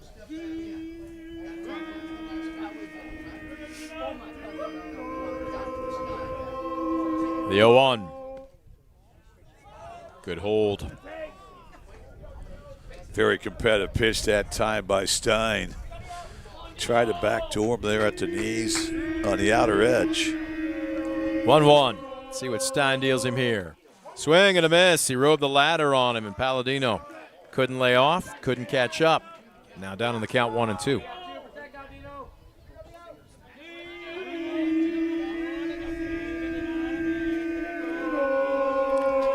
1-2. Stein deals way upstairs. My goodness, Hadamer had both feet off the turf as he brought that one down. 2-2. Yeah, that climbed the ladder and had a lot of heat on it. It pays to have oil in your joints when you're young.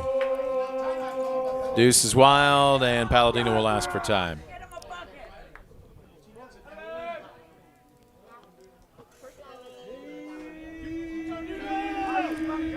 Stein from the letters. Rocks and fires. Upstairs again, and Palladino has worked the count full. This is the third 3-ball count that the Fairview hitters have worked themselves into. The first two ended up in walks. Well, we'll see if he gets something to work with here. Payoff pitch on the way. Downstairs, leadoff walk. Palladino will trot down to first. And the go-ahead run is aboard with one away here in the bottom of the fourth. All right, tough pitch to take that time by Palladino, but it works out. That time Stein just misses by an eyelash. And a one-out walk here for Fairview in the fourth. Here's Gavin Garza digging in. Garza 0 for 1. He hit a rocket right back to the mound that was snared by Stein his last trip up. Squares to bunt here. Shows, pulls back. Snap throw to first. Boy, the throw was towards the dugout side of the bag, or they might have had him. Yeah, that time a healthy secondary lead from the senior Gavin Palladino that time, and a good snap throw there by Hadamer, other than it just kind of pulled Parker Hancock a little bit in foul ground. That was the difference between a bang out and being safe. The Swan fouled back and out of play. 1-1. A good job by Stein that time, just kind of changing speeds, not allowing Garza to time him up. Garza, as we mentioned, hitting .356 entering today's contest. Palladino with a modest lead at first, and they're going to chase him back.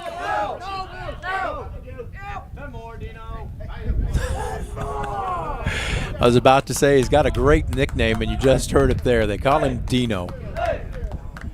He hasn't gone much this year, but when he has, he's been perfect. He's 5 for 5. Oh, wow, beauty of a pitch that paints the black on the outside corner here by Stein. Tremendous backdoor curveball that time by Stein. And that time I think you just got to tip your cap to your Garza, but now you've got to protect on that pitch with 2 strikes. Expand the zone here just a touch. 1-2. Ran him inside, and he couldn't lay off of it. Swing and a miss, and that's a West Banco strikeout. And now they've got the runner caught in a pickle between first and second.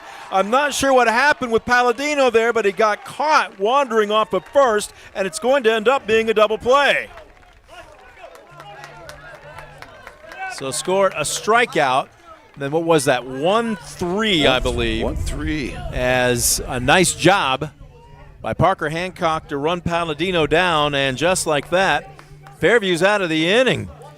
No runs on no hits, no errors, and nobody left the board. We'll head to the 5th. Does anybody have any offense left? We'll wait and see. Fairview, Tinora, knotted up at a run apiece. You're watching DCTV Sports. West Banco, building a better bank every day since 1870. Community-focused West Banco. Find out more at westbanco.com.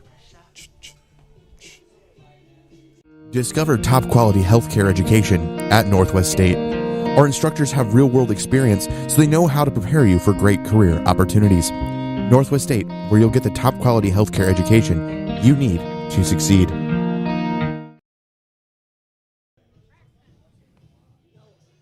Offense has been at a premium here this afternoon as we welcome you back to Defiance, top of the 5th. Tinora will send the dirty third to the plate. 7, 8, and 9. Snyder, Neff, and Mosier. Just their second cuts of the afternoon against the young right-handed hurler, Anthony Singer. For Fairview, he has been exceptional after surrendering a run on 1 hit and 1 error, unfortunately for him, in the top of the first inning. There was a stretch there where, what was it, 5 straight strikeouts. And they have had some problems solving him. We'll wait and see what the bottom of the order can do here second time around. Fairview in their throwback Pittsburgh Pirate uniforms with the gold jersey tops and black trousers. Black caps with that big gold panel on the front. Not quite the stovepipe look of the late 70s, but classic look. I like these unis. Snyder looking at a 1-0 count. He's 0 for 1 with a strikeout. This one fairly well struck to center field, but again, very playable. Gavin Garza is there as he will squeeze for the first out. Yeah, good start for Singer once again. A pretty competitive pitch on the outer third, and that time you saw Snyder kind of reach for it. Ends up being a can of corn to Garza in center field. Big first out for that Fairview defense once again. Have you ever been here to see a ball actually leave the park? I have, but there hasn't been very many.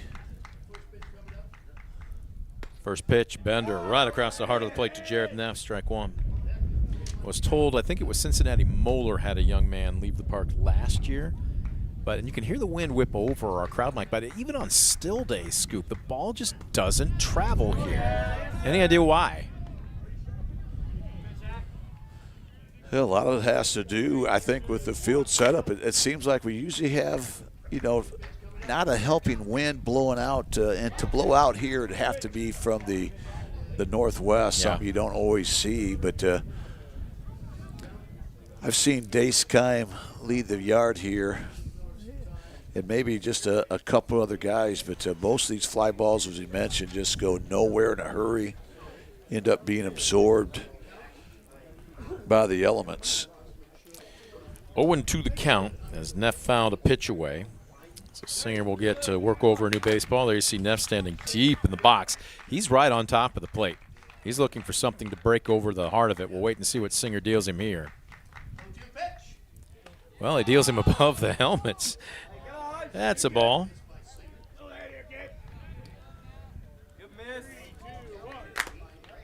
One and 2.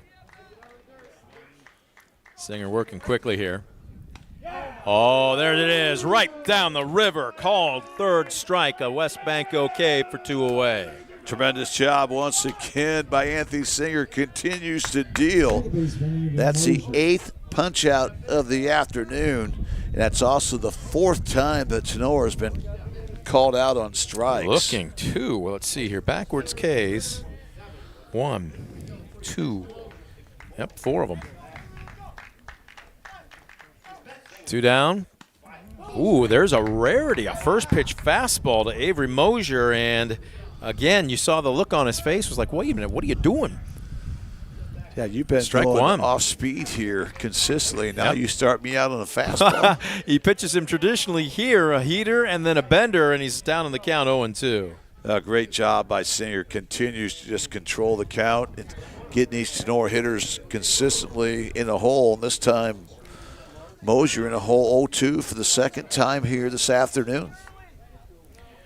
Now he can throw whatever he wants with 2 down and 0-2 count and nobody aboard. Moser will just have to be protecting. Got to cover the plate. The 0-2 on the way. Bender, and he holds for ball 1. I love the pitch that time by Singer. Something you're not going to get hurt with. A fastball just upstairs. A pitch that he kind of got the call and didn't go on a couple times. 1-2. Bender took a little something off of that one and got him out on his front foot, and Mosier just caught enough of it to stay alive. Yeah, Mosier awfully fortunate to fight that pitch off, and especially fortunate not to put that in play. That's that Bender you have to go the other way with. You try to pull that, you're going to roll it over. Coach Tipton has been very lonely down in the third base box for the Rams. The 1-2 here. Singer trying to keep him lonely. On the way again. Got him swinging. Letter high heater. Mosier with a late decision. And that's another West Banco strikeout. This time to end the 5th. No runs, no hits, no errors, and nobody left the board. Pitchers duel here in Defiance. Fairview 1, Tinora 1. You're watching DCTV Sports. Estill Chevrolet Cadillac is this area's new and used car headquarters, earning your trust one satisfied customer at a time. Estill Chevrolet Cadillac, North Clinton Street in Defiance, and online at drivebobestill.com. For the past 70 years, Midwest Community Federal Credit Union has been your financial partner, helping you achieve your dreams and secure your future. Midwest Community Federal Credit Union, with locations in Defiance, Bryan, and Napoleon. Find out more at midwestcommunity.org.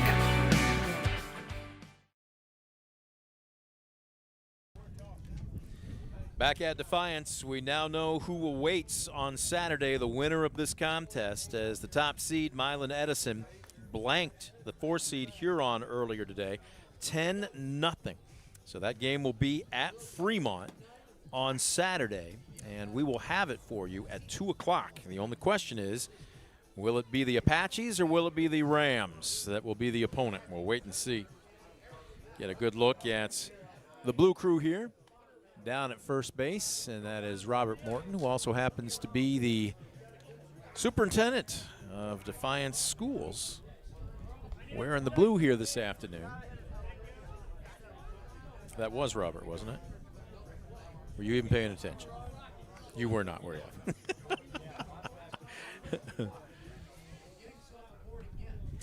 1-1 our score. It's been a pitcher's duel. Both teams scoring one apiece in the first inning, and then after that, nothing but goose eggs. Here in the bottom of the fifth, it will be the 9-hole. Catcher Hunter Miller to lead it off. Lineup will roll over for the third time this afternoon. Elijah Arend on deck and Logan Olinger in the hole. Miller time. You can hear the chant from the Fairview dugout.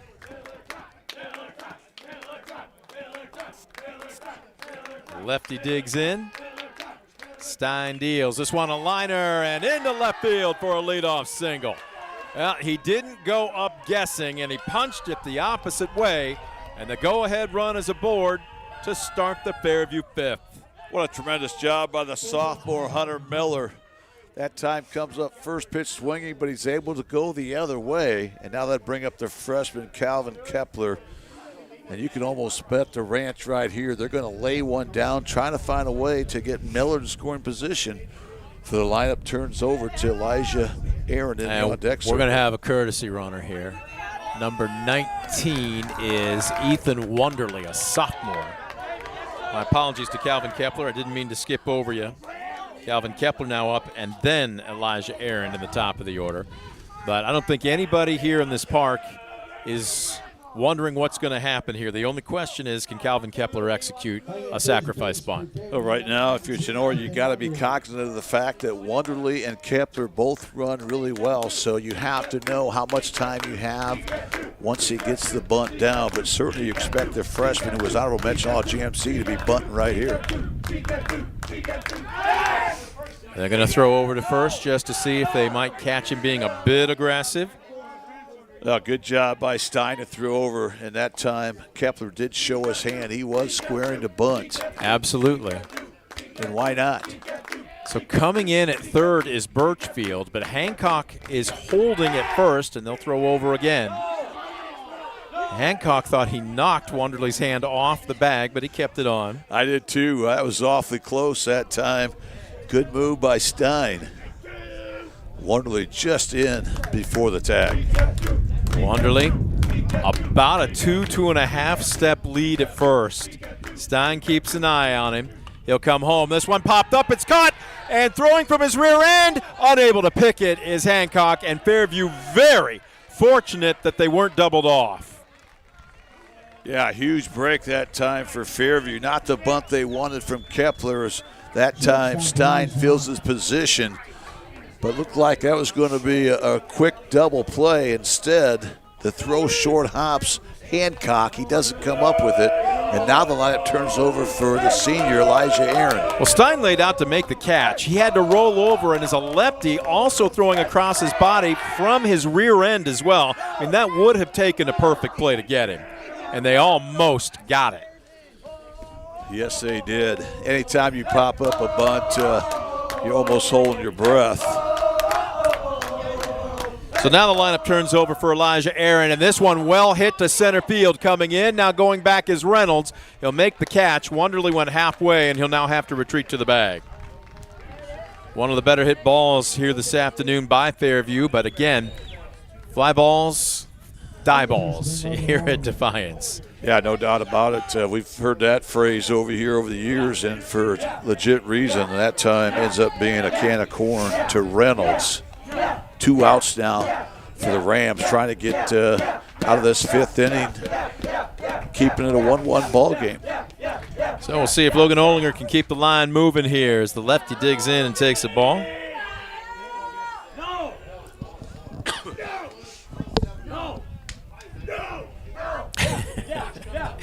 One 0 the count.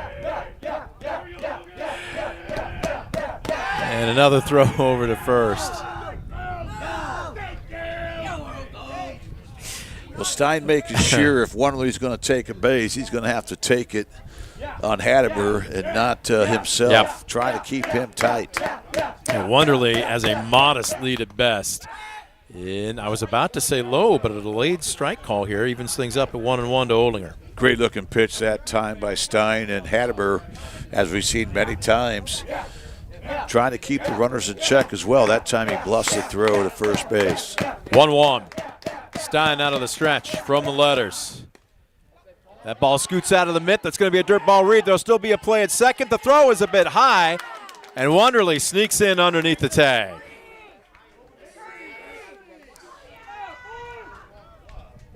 That ball went off the mitt of Hattemer, and I don't know, you tell me, pass ball, wild pitch. And I marked it as a pass ball, but that could go either way. But a break for Fairview, that's a big 90 feet. 2-1. This is inside. Ball 3. Shady Fritz stands in the on-deck circle. The 4th 3-ball count of the afternoon for Logan Stein. You've got to be smart here to Olinger. But you got to remember, you've got Shady Fritz in the on-deck circle as well, so it won't get any easier. And if you're Logan Olinger, you're treating this 3-1 as a 3-0, as this is a lazy throw to second. Wonderly dives back in, but nobody was holding him. This is the first time since the first inning that Fairview has had a runner advance to second base. Right now, Andy Singer wants the balk call. And he's going to come in and talk it. We've seen that in Major League Baseball where you're not making an attempt to cover the base. Does he have a legitimate argument here? He's not going to get much of a combo. He does not. That's a Major League rule. Well, he was full of stories when we were talking with him earlier before first pitch, and he has seen some very crazy stuff happen on the baseball diamond. You coach, you play long enough, you're bound to. But as it stands here, he's not going to put up much of a fight. It's 3-1 to Logan Olinger. On the way, fouled straight back. Great job by Stein, a very competitive 3-1 pitch. And now a payoff pitch coming up, potential go-ahead run, stand on second base, 2 outs.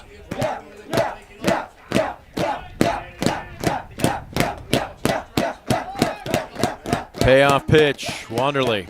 Not much of a lead at second. Got him swinging, strike 3. Out of the inning, no damage done. A Wes Banco strikeout. And Fairview leaves the go-ahead run in scoring position. No runs on a hit, no errors, and 1 left aboard. Top of the 6th, still tied up at 1-1. Tinora 1, Fairview 1. You're watching DCTV Sports.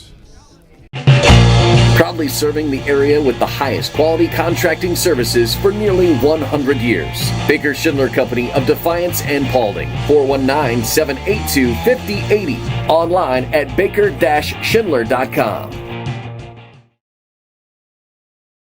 Superior Credit Union, a not-for-profit member-owned financial cooperative. Visit superiorcu.com to find out more about joining the winning team at Superior Credit Union.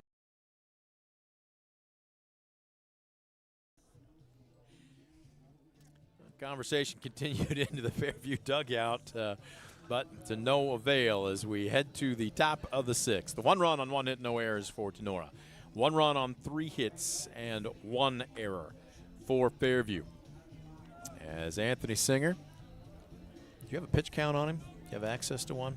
He has been efficient, if nothing. Well, I do not have a pitch count, but for a guy that has 9 strikeouts, he's being very efficient. Extremely. Usually you have that many strikeouts, you're getting into triple digits. He's not anywhere near that, so he's been extremely efficient. And again, he's controlled the count. A lot of first pitch strikes, a lot of 0-2 counts on Tinora. And right now the Rams trying to find some offense the 3rd time through as the leadoff hitter, Logan Stein, will start things out in the 6th inning. 83 pitches through 5 innings for Anthony Singer. Sounds about right. As a matter of fact, it has been 2 straight innings where it's been 1-2-3, 1-2-3. Last base runner for the Rams came in the top of the 3rd with a leadoff walk. Check that, a 1-out walk. And the last hit for the Rams came from this young man right here, leading off the ball game back in the 1st inning. Since that time, Singer's been spotless. Stein digs in. He's 1 for 1 with a walk and a run scored. Looking at a 1-0 count here. Singer deals outside.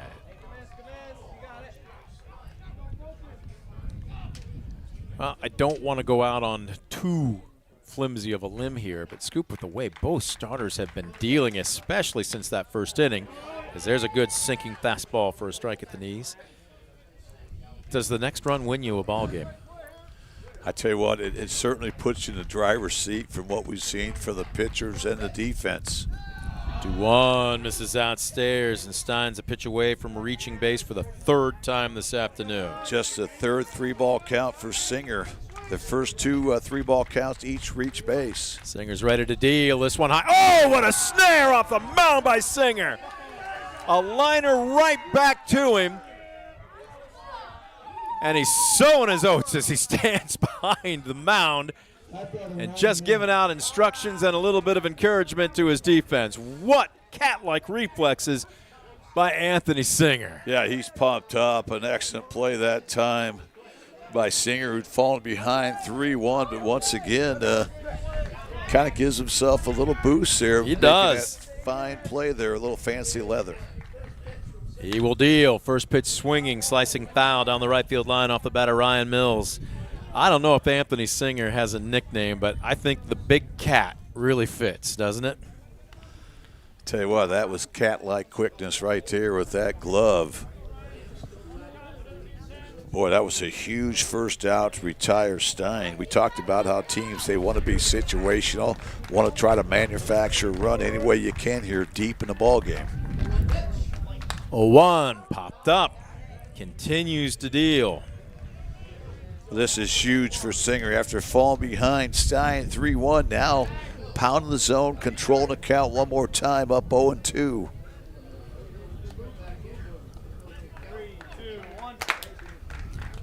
He can throw pretty much whatever he wants here. Works out of the windup. Brings a bender, got him swinging out on his front foot for another West Banco strikeout. What an incredible job by Anthony Singer one more time. Had him set up perfectly for that 12-6 hammer. At that time you saw Mills swing through it. 2 quick outs now for the Apaches in the top of the 6th inning. So it's up to Owen Reynolds to keep the line moving for Tinora here in the 6th. He's 0 for 2 with a fly out to left and a strikeout looking. Swings and misses here. Singer throwing with so much confidence right now, not afraid to throw any pitch in any count. Another first pitch strike for the sophomore. Another bender there, strike 2, and that completely had Reynolds crossed up. Well, that was a big sweeper. We've seen kind of some of those mini curveballs. That one had a lot of sweep, a lot of run to it. Now up 0-2. Humped that one up a little too much. Way out of the zone, ball 1. Yeah, that was more that slider than it was that 12-6 hammer we've seen many times. Shakes. Let's see what type of target he gets here from Miller. Tight, high leg kick, popped up, playable. Foul territory. Who wants it? Singer's actually going to stay with it and makes the catch. Falls down straight backwards. What else can you show us, Big Cat? In foul territory. I thought he'd give way. I didn't hear Schittinger call for it, and Singer stays on it. So a 1-2-3 inning, and talk about fielding your position if you're sophomore Anthony Singer. No runs, no hits, no errors, and nobody left the board. We'll see if that sparks some Apache offense as we head to the bottom of the frame. Tied up at 1-1 here in Defiance. We're back after this. You're watching DCTV Sports. Stanball Jewelers is your trusted source for diamonds, fine jewelry, watches, and gifts. Whether you're looking for a dazzling engagement ring, a timeless anniversary gift, or a present for someone special, Stanball Jewelers has something for every occasion. Visit us today and discover why we've been serving the community since 1948. When a fire or natural disaster throws a penalty flag, let ServiceMaster Restore work for you. Anything from minor cleanups to complete overhaul and rebuilding. Contact ServiceMaster by McCann.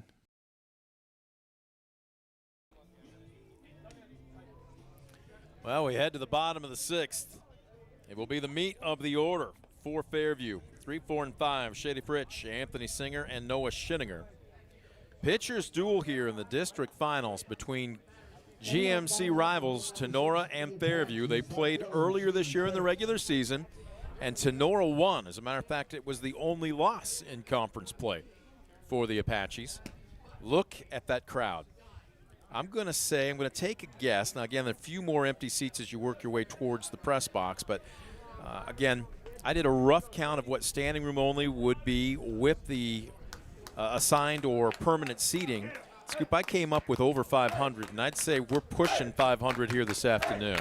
Yeah, what an excellent atmosphere, great crowd, and two very supportive communities in Tinora and Fairview who have seen their share of great baseball throughout their rich traditions. Fritch looking at a 1-0 count. Shady 0 for 2. Takes above the letters here, ball 2. Barreled the ball up his last trip up all the way back in the third, but again, fly balls just don't travel here at Defiance, and it was hauled in by Owen Reynolds as he takes a strike here around the knees. Good looking 2-0 fastball that time by Stein, trying to get back in the count, but Fritch right now can sit dead red looking for his pitch up 2-1. Make it 3-1. Well, you get his speed aboard as a leadoff man, and you know he will be on the move.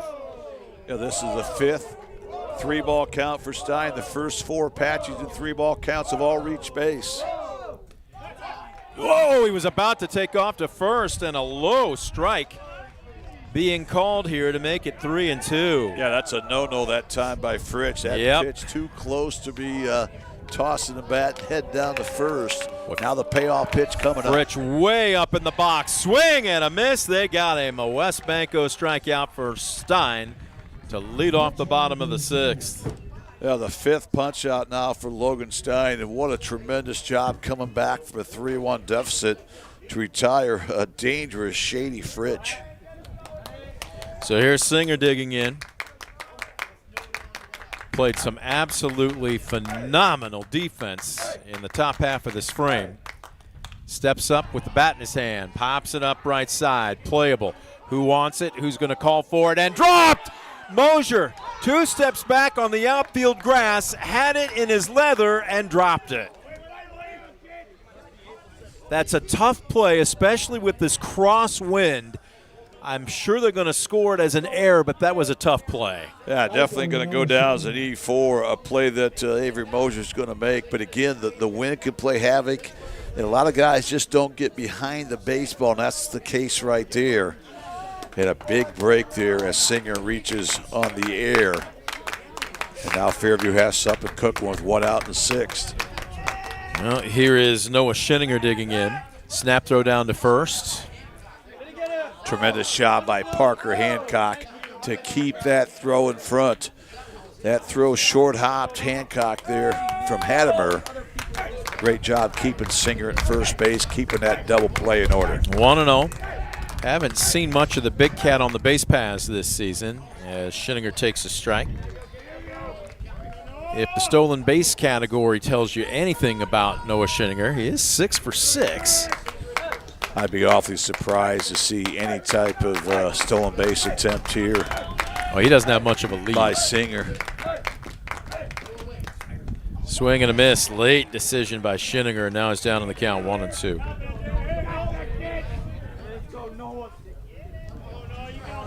Right now, if you're Schinninger, you've got to be situational. Move the baseball, get Singer in scoring position. Schinninger, late swing, fouled back. Noah Schinninger 0 for 2 today with a ground out to short and a ground out to second. Good looking cut by the senior.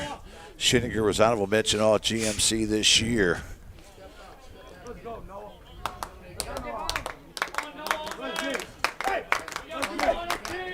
The 1-2.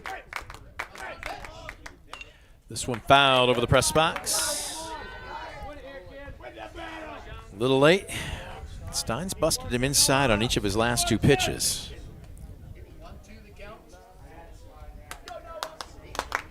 Schinninger's way up in the box right now.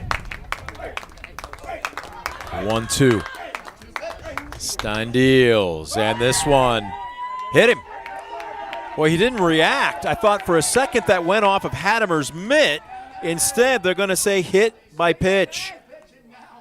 And Noah Schinninger will trot down to first.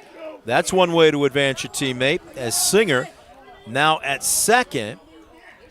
Go-ahead run now in scoring position with less than 2 outs for the DH, Gavin Palladino. I think Eric Tipton's got a gripe there that time. He didn't try and get out of the way? He never made an attempt to get out of the way. In fact, he threw his arm at it. But that time, I think Schinninger, fortunate, he front foot stepped out of the box here on his stride. So here's Palladino, 0 for 1 with a walk. He struck out looking back in the second, walked and was doubled off in the fourth.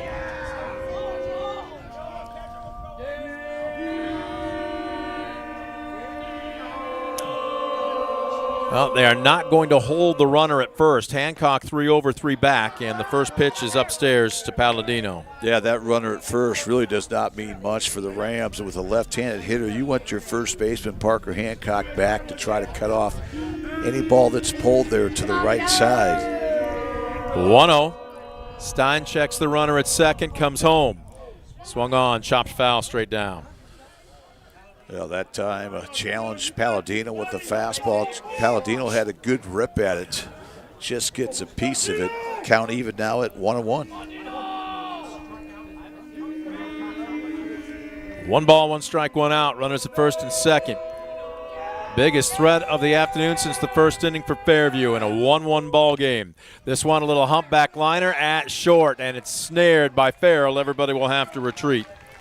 2 down. Great pitch that time by Logan Stein once again.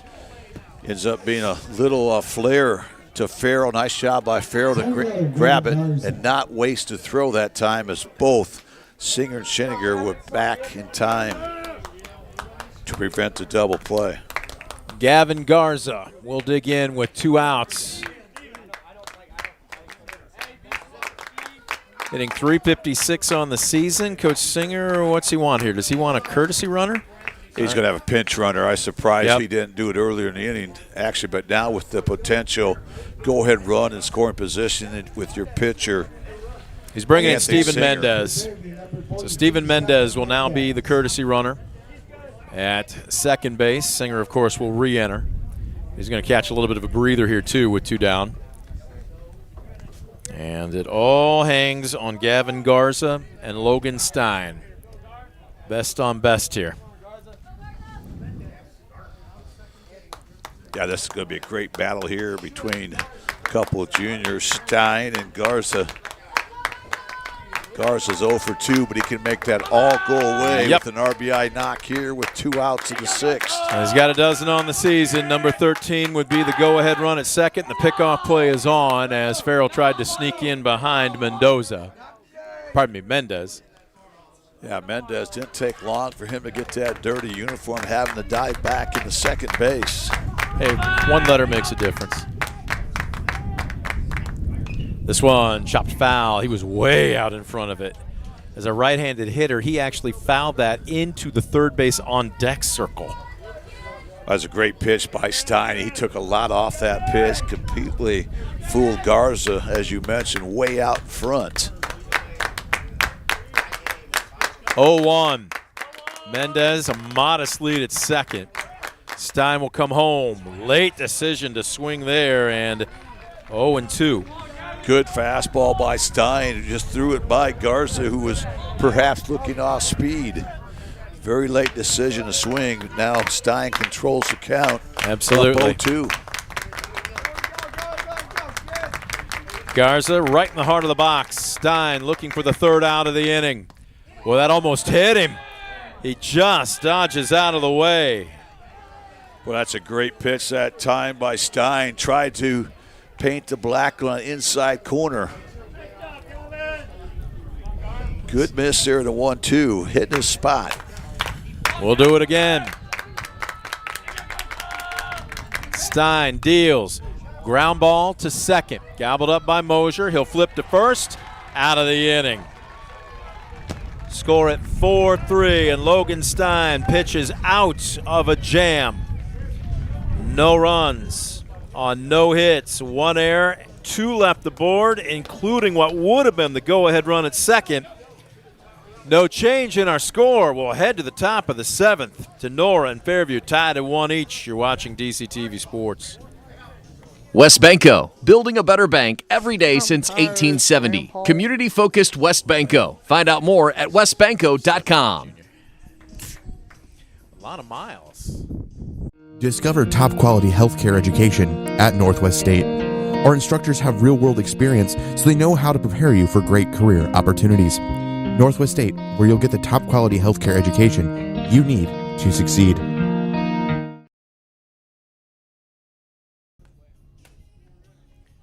Wow. This is a lot of miles and black velvet. Circa, I'm going to say 1991-92. I don't think she ever had another hit. She was a one-hit wonder, but as my friends used to say, she was easy on the eyes. We welcome you back, top of the 7th. As Bowling Green right now and Defiance playing in Division 3. That's in Oak Park, right? Oak Harbor, excuse me, Oak Harbor. And the Bulldogs up 7-3. What inning does that say, Josh? 4th inning? Okay. So good luck. Hoping that Coach Rick Weaver and company can hang on. They're looking to advance. Of course, the ultimate goal would be to get to Akron as well. They've got a few more steps to take. Here we go, back to the here and now. It's 4, 5, and 6. Hancock, Birchfeld, and Farrell to take their cuts against Anthony Singer. 7th inning, just the 3rd trip to the lineup. Anthony Singer has been masterful this afternoon. And the Big Cat has finished his warm-ups. He's getting ready to deal. Righty-righty matchup. Brings a first pitch heater for a strike. Scoop, he has just had Tinora hitters guessing all day long. He's pitching. He's really impressed me. I think everyone knows what a great player he's been, both as a freshman and sophomore this year, but he's really been masterful on the mound. There's another strike, and quickly Hancock in a hole 0-2. Well, he's been pitching backwards almost exclusively today, but then every now and then he starts off with the fastball, follows up there with a bender, and he's ahead in the count 0-2. And buries that one in the dirt. That's a good 0-2. You're up in the count. You try to get Hancock to leave the zone. You spike a curveball down low. You still control the count up 1-2. On the way, the 1-2, Bender, and called third strike. A backwards K, and Parker Hancock knew it. Another West Banco strikeout for Anthony Singer. He's got to be flirting with double digits now, doesn't he? He's got 11 strikeouts now. That's the 5th time that Tenora's been caught looking at a strike 3. Great start for the 7th inning for Singer and the Apaches. Here's Birchfield digging in. Strikeout victim looking to end the first. He's also flown out to center. Takes a first pitch strike. Singer continues to pitch backwards. Another bender there for strike 1. Tight, compact delivery. Brings a little extra mustard on that one. Misses outside. As we mentioned, both these teams no strangers to tight games. Tinora 3-1 in one-run games. They defeated the Pilots, Liberty Center Tigers, Edgerton Bulldogs. They lost to Bryan 4-3. Meanwhile, Fairview 4-1 in one-run games. Fairview defeated Edgerton, Liberty Center, Miller City, Ottawa Hills lost a tough 4-3 game to Archbold midway through the season. 2-1 misses upstairs. He's missed high on each of his last 2 deliveries and a rare 3-ball count here. Birchfield just trying to figure out a way to get aboard. He represents the lead run. We'll see if he gets a fastball here. He does, and it's a strike. Great pitch again by Singer. Not just to get me over strike, but a fastball on the outside corner at the knees. Huge payoff pitch coming up here to Birchfield. Singer shakes, now likes it, deals, ground ball to second. Oh, great pick off his shoe tops by Olinger and a strong throw to first. 2 away. Good looking play that time by the junior Logan Olinger that time. That ball had some spin on it. He made a nice snag with the glove on the short hop, throws a strike to Schiniger. 2 quick outs now for Fairview. Trying to get the Rams retired 1-2-3 here in the 7th. Farrell digs in 0 for 2 with a pair of strikeouts. Singer's first pitch offering. Popped up into shallow left field. Playable. It's a can of corn for Shady Fritch. He puts the leather to it. And the Rams go in order here in the top of the 7th. No runs, no hits, no errors, and nobody left aboard. We'll head to the bottom of the 7th. A run wins it for Fairview. We're tied at 1. Back to see how it shakes out. You're watching DCTV Sports. Estill Chevrolet Cadillac is this area's new and used car headquarters, earning your trust one satisfied customer at a time. Estill Chevrolet Cadillac, North Clinton Street in Defiance, and online at drivebobestill.com.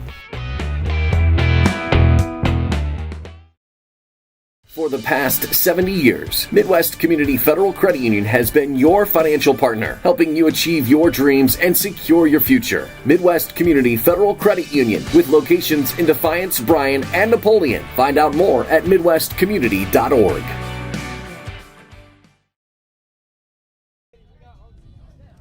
Bottom of the 7th, Logan Stein finishing his warm-ups. It's a 1-1 tie. Fairview has out-hit Tinora 3-1. Both teams have committed an error, but it's basically been a pitcher's duel.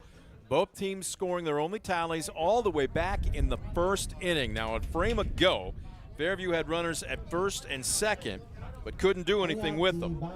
So it will be the 9-hole, Hunter Miller to lead it off. Then the lineup turns over, Elijah Arend on deck, and Logan Olinger in the hole. Hunter Miller, 1 for 1 with a walk. And you can hear the chants coming from the Apache dugout. Miller time. We'll see if he can do it one more time. Miller's been on base, both at bats, trying to make it a perfect 3 for 3 here, starting off the bottom of the 7th. Lefty-lefty matchup. Stein overthrows. Ball 1.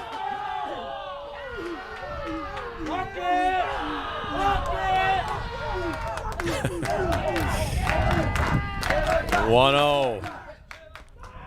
There's a strike. He almost looked like he was taking one. That's a good hold. Probably taking a strike. A tough pitch to hit. Count even now at 1-1. 1-1. Stein sets, deals. Oh, he got one. He just fouled it straight back. And Miller swung the bat a second time in frustration. He had him measured. He just didn't barrel it up. Well, he had a good-looking swing. Did a great job keeping the head down. Had the chin on the back shoulder. Tried to barrel that up. Just missed it. Boy, Miller's front foot standing on the chalk. He is. You can't get any farther up in the box than he is right now as he fouls this one away. Yeah, I think he's trying to take away that off-speed bender by scooting way up in the plate. He's got every inch of that box that he can get right now. He is on top of the plate, and he can't get any farther up in the box. The 1-2. Stein kicks, fires, got him swinging. Strike 3 on a West Banco strikeout. What a sequence that time by the junior. Logan Stein comes up big with his 6th West Banco strikeout of the afternoon. That'll bring up the 9-hitter Calvin Kepler, looking for his first hit, 0 for 2. The freshman's had a phenomenal season. A scoop. Josh Bush, our producer, just said that was pitch number 90 for Logan Stein. So he's pushing the century mark here. And that's 16 behind Anthony Singer at 106. They have been iron horses today, haven't they? Boy, they have just really tried to carry their team on their back until either team can get some offense generated. Elijah Aaron, an 0-1 count. Elijah tripled the lead off the first and scored the only Fairview run all the way back 6 innings ago, as he's looking at a 1-1 count here. Stein from the letters deals, and that hit him. Ran him inside, and the winning run is now aboard with 1 out here in the bottom of the 7th for the Apaches. What a great at-bat by the freshman Calvin Kepler that time. Fell behind the strike, evened things up, but then he did a nice job of not bailing out of the way. Wears it. Now that turns the lineup over to the senior Elijah Aaron, an all-Ohio player a year ago, first-team GMC the last 2 seasons at the dish. My apologies to Kepler. I shouldn't have written down the extra player in my scorebook and just left it off where the DP was. But Calvin Kepler getting aboard, and now Elijah Aaron digs in, looking at a 1-0 count.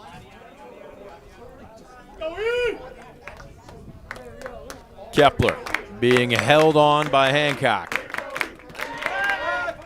And they throw over.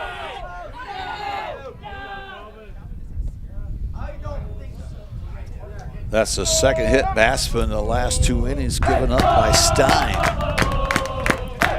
1-0 the count.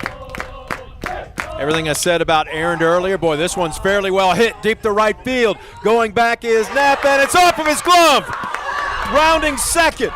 Kepler, they're going to wave him around third. There'll be a throw. Nobody cuts him up, and Kepler falls down. He falls down rounding third, and he'll have to retreat to the bag. Oh, what a tough break for Fairview. Kepler was going to trot it across home plate, going to go in standing, but about 15 feet after stepping on third base, lost his footing. Ends up being a stand-up double for Aaron. But that will put the winning run at third base with just 1 out. Well, Neff again trying to play that wind, and it just turned him around 7 ways from Sunday. And now the infield will come in for Tinora. Runners at second and third, but the only run that matters is Kepler at third. He's the game winner as Logan Olinger, 1 for 2 with a single and a walk, and they're going to walk him to try and force the out at any base. And not only will Tinora bring the infield in, they're going to have to bring the outfield in as well with just 1 out. A healthy sacrifice fly will win the ball game, so they have to take away any type of flair. Again, we'll wait and see. Coach Singer smiling right now. You know Calvin Kepler is still thinking woulda, coulda, shoulda. But right now, with only 1 down and the bases loaded, Fairview still in the driver's seat.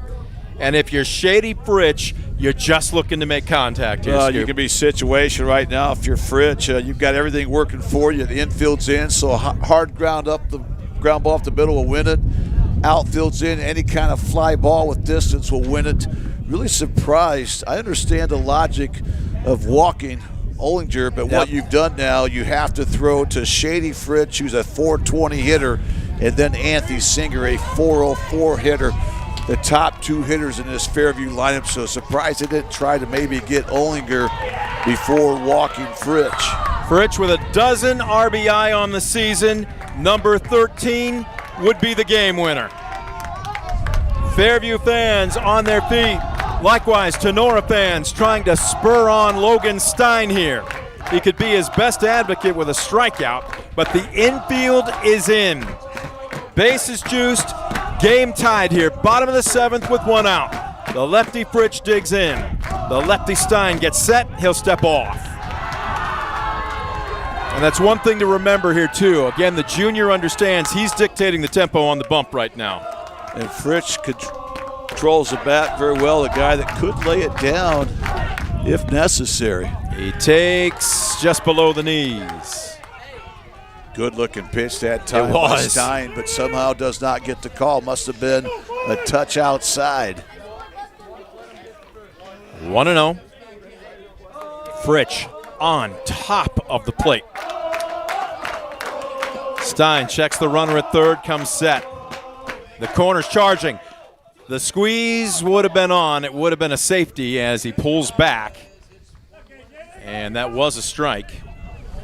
1-1. Tinora, as you expect, a full rotation. They've Yep. got both Birchfield at third base, Hancock at first base, sprinting home on the bunt attempt. Got Singer with the signs in the third base box. Fritsch refuses to leave the box. Fouls it straight back. He had a rip. Yes, he did. That time sitting dead red, knowing that he was going to probably see something across the heart of the plate. 1-2 now. The count to Shady Fritsch. Logan Stein working over the baseball. They don't come any more high leverage than this situation. The 1-2. Stein deals upstairs.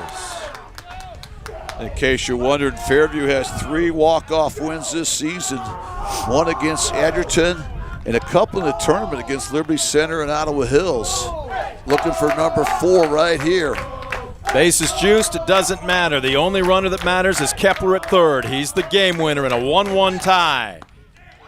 Fritsch, wow, takes on the inside corner, ball 3. And Tenora's dugout is giving it to home plate umpire Hugo Barajas. Yeah, I'm not sure where that one missed, but again, a tough break, and now the count full. So here we go. Stein's got to throw one over the plate. Payoff pitch, bases juiced, full count, game on the line. Stein comes set, deals, got him swinging, strike 3, a West Banco strikeout for the second out. How about Logan Stein just kind of bowing his neck after not getting a couple calls here in this at bat, just says, hey, I got this, guys. How about this? Does this make it even more fitting? The big cat, Anthony Singer, will stroll to the plate. The counterpart to Logan Stein, pitcher versus pitcher. This time he steps up with the bat in his hand with a chance to win the ball game. Well, if I'm Andy Singer, this is exactly who I want at the plate in this scenario right here. The player of the year at the Green Meadows Conference, the guy that's had a lot of clutch hits under his belt during his career. Looking for one more right here to get the walk-off win. Force at any base. The Tinora infield is back. This one misses high. What a ball game. Stein with ice water in his veins. Singer refuses to leave the box. He's right on top of the plate. That almost hit him, and it's a strike on the inside corner. Great-looking fastball by Stein. Down the count, 1-0. The most dangerous hitter in the league up, and he paints a fastball right on the inside corner. 1-1. Stein from the stretch, and Singer will ask for time. Now you don't forget here too, Skip, if you're Kepler, you got to be reading anything in the dirt, anything that scoots away. It's not just a hit that could win you the ball game. Yeah, and Kepler's got great wheels too, so he will be ultra aggressive. Anything down, he'll get an extra step on the secondary. 1-1. Up high, and Hattemer just saved the winning run from coming home. He was out of the elevator shaft in a hurry and saved that ball from going to the backstop. Well, we've seen Hattemer many times today, quick off his feet, getting that fastball way up in the attic. 2-1 count now for Singer. Stein comes set, comes home, popped up, right side, playable. Mosier drifting over. It's actually going to be the first baseman, and Hancock squeezes. We'll have extra innings. And the Tinora faithful rising to their feet. Bonus ball coming your way. Fairview leaves them loaded. No runs on one hit, no errors. And Apache at every bag. but no change in our score. We'll head to the top of the 8th. Rams won. Apaches won. You're watching DCTV Sports. Proudly serving the area with the highest quality contracting services for nearly 100 years. Baker Schindler Company of Defiance and Paulding. 419-782-5080. Online at baker-schindler.com. Superior Credit Union, a not-for-profit member-owned financial cooperative. Visit superiorcu.com to find out more about joining the winning team at Superior Credit Union.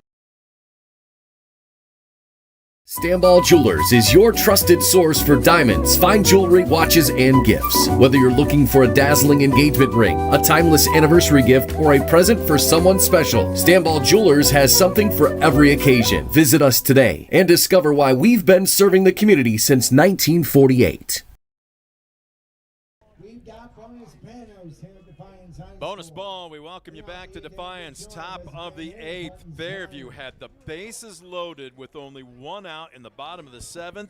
Logan Stein bows his neck, and we're now going to have the stirrings of some early action in the Tinora bullpen. That's number 4, Owen Reynolds. But he hasn't even taken long toss right now. So right now the focus is on the pitcher right there, number 34, the big cat. Anthony Singer, the sophomore, will deal to the 33rd of this Tinora order, the bottom 3, Snyder, Neff, and Mosier. The 0-1, Bender misses low. And unofficially, that was pitch number 108 for Anthony Singer. Oh, they're going to ride him as long as they can. 1-1, Heater misses downstairs.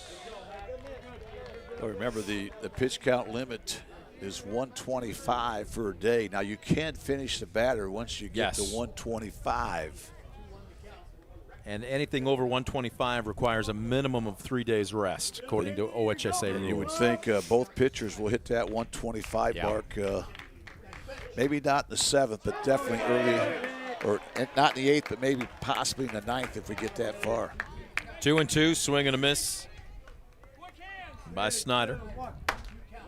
He's 0 for 2 with a strikeout and a fly out to center. Singer Dale's got him swinging. Another West Banco strikeout. How about Singer? 12 strikeouts now against just 1 walk on the afternoon. He's been dominant. Tinora has not really had many chances, Brent. The Rams have only left 2 guys on base here through the first 7 innings. A big strikeout once again there for Singer. We're going to have a pinch hitter here. Okay, it's going to be number 25. That is going to be Liam Benfelt. Benfelt, let's take a peek at his stats on the season. He's only had 9 at-bats. He's hitting .222. He's got a couple hits to his credit. And right now, Coach Tipton just trying to mix things up. Number 25, Liam Benfelt. Now for Benfelt, the sophomore, certainly a huge situation right here, but the Rams have just not figured out Singer here. No. Through 7 1/3 innings. Singer again, deals. Only hit by the Rams to lead things off. Logan Stein back in the first inning. Since that time, Singer has been masterful. They've only had 1 base runner since that. Well, Singer's retired the last 12 Rams he's faced and 17 of the last 18. You know Fairview right now is thinking woulda, coulda, shoulda, but you can't carry that onto the field. You just got to play ball, swing and a miss. Pinch hitter or not, it doesn't matter. Another West Banco strikeout for the big cat. 2 down. Great job by Singer. Career high strikeouts, 13 here on the afternoon, trying to retire the Rams in order in the 8th inning. Scoop, that strikeout was pitch number 114 for Anthony Singer. So if he makes short work of Mosier here, he'll be able to face 1, maybe 2 batters, depending on how the bottom of the frame turns out. Squaring to bunt, and this is a beauty up the third base line. Kepler off his back foot, and the throw gets past Schinniger. Down the right field line, and an extra base. Whoa, a little bit of a collision at second. And Avery Mosier, going to call that a hit and an error? Yes, that's going to be a bunt single, then an error and a throw that allows Mosier to get into scoring position.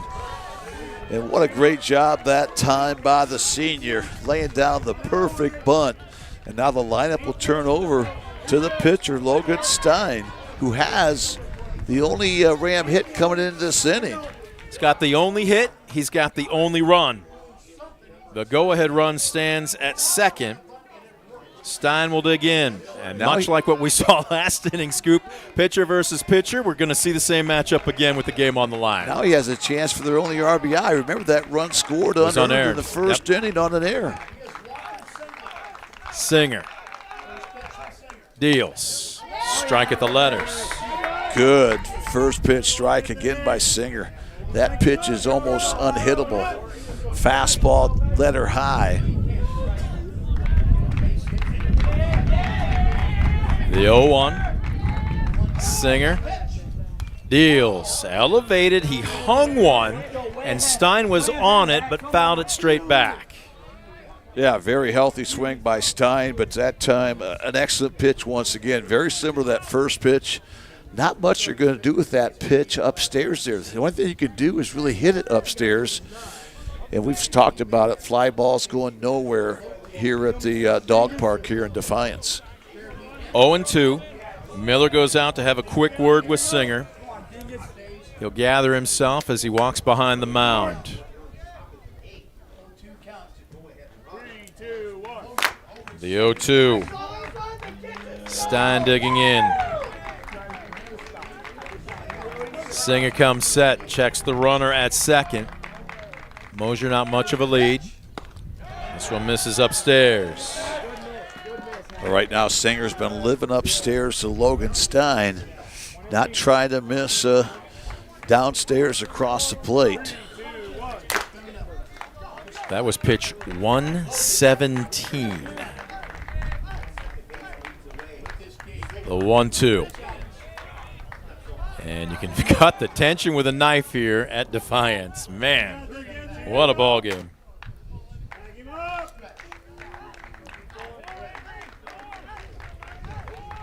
Singer retoes, brings a bender, and that's a great stop out of his crouch by Miller. Well, that's a huge play by Miller to keep Mosier at second base. You let that potential go ahead run get to third. You're not going to throw one of those spiked curveballs. You're going to have to miss upstairs and not down in the dirt.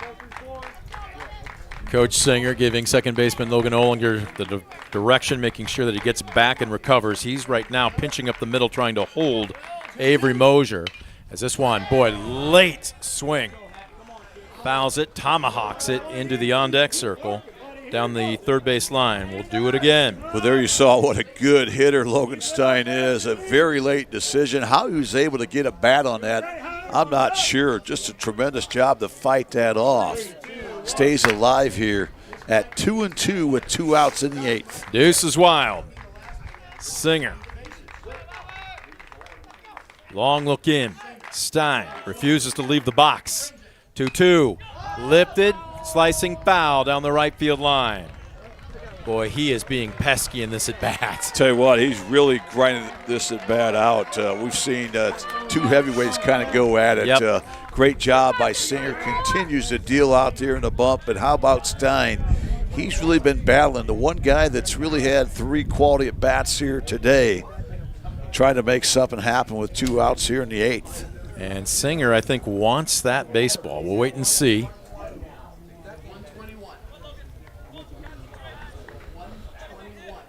So this will be pitch 122 coming up now for Anthony Singer. Talk about an afternoon.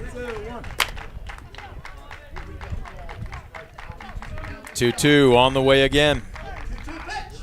Bender fouled straight back. Wow. What a situation here. And now Singer down to his last 3 pitches. And Stein really, he's seen a lot of them here this afternoon. Yep. He started out the game with a 7-pitch at bat, had a walk in the 3rd. And now he's grinding out another at bat here in the 8th. Well, it's 2-2 here, and he's fouled away 3 two-strike pitches. He's worked a full count in every one of his at-bats. Singer comes set, trying to finish him off. Stein digs in, outside.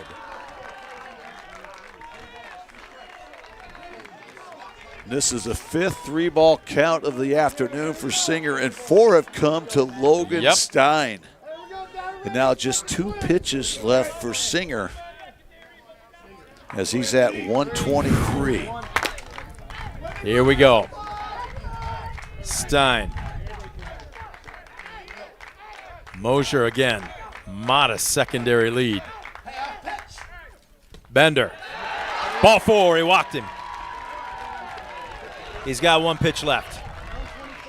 Yeah, and you can't finish the batter, so this will be the last batter here for Singer. The sophomore Ryan Mills, who's 0 for 3 with a strikeout back in the 6th. So right now, if you're Fairview, they aren't getting anybody up, then Coach Singer's going to go out and have a talk. I think he's going to confirm with home plate umpire here, Hugo Barajas. But, Scoop, as you were talking about, even if he hits 125, he can still finish the batter, correct? Yeah, that's correct. So once you start a batter, you can finish. So the only question is, will he start this batter? You know he wants to. And they're going to go out and have a talk on the mound. Again, you got to force at first, second, or third here, so a ground ball effectively gets you out of the inning. 1-1 our score. Both teams scored in the first. It has been a pitcher's duel ever since. As a matter of fact, just a half a dozen hits combined between both rosters, 3 errors, and they're going to leave Anthony Singer in, or are they? Yes, it looks like the Big Cat will face one last batter here this game. And I think he's earned it, don't you? Oh, no question about it. He's really just left it all out there. Again, we all knew what a great player he was, but he's really pitched perhaps his best game of his career here this afternoon, and they've needed every pitch. Absolutely. Free baseball right now in the 8th. Potential go-ahead run at second base for the Rams with 2 outs. So here's Miller. Check that. Mills, Ryan Mills digging in. He's 0 for 2. He has grounded out to the pitcher and grounded out to second. Mosier at second. Stein at first. Singer from the stretch. Downstairs, and it scoots away from Miller. Goes to the backstop, station to station. Everybody advances. Well, we've not seen very many freebies issued by Anthony Singer and the Apaches, but back-to-back, the walk to Stein, and now the wild pitch moves both Mosier and Stein into scoring position with 2 outs. And again, your focus doesn't change here if it's Anthony Singer, does it? You still lock down, get the hitter, and you're out of the inning. No, you're going right after the sophomore Ryan Mills right here. Upstairs. I know you've got first base open, but you also have the top 2 hitters for the Rams in the on-deck circle and in the hole. So you want to execute your pitches, hit your spot, trust your defense. 2-0. Are you taking a strike here if you're Mills, or if it's down central, you're taking a hack? Yeah, either way, he takes strike one. I don't think that's any surprise there. He was taken all the way on that one. Again, a guy that's 0 for 3, hitting .267 on the season, forcing Singer to bring one across the plate. Still sitting in the Harris count at 2-1.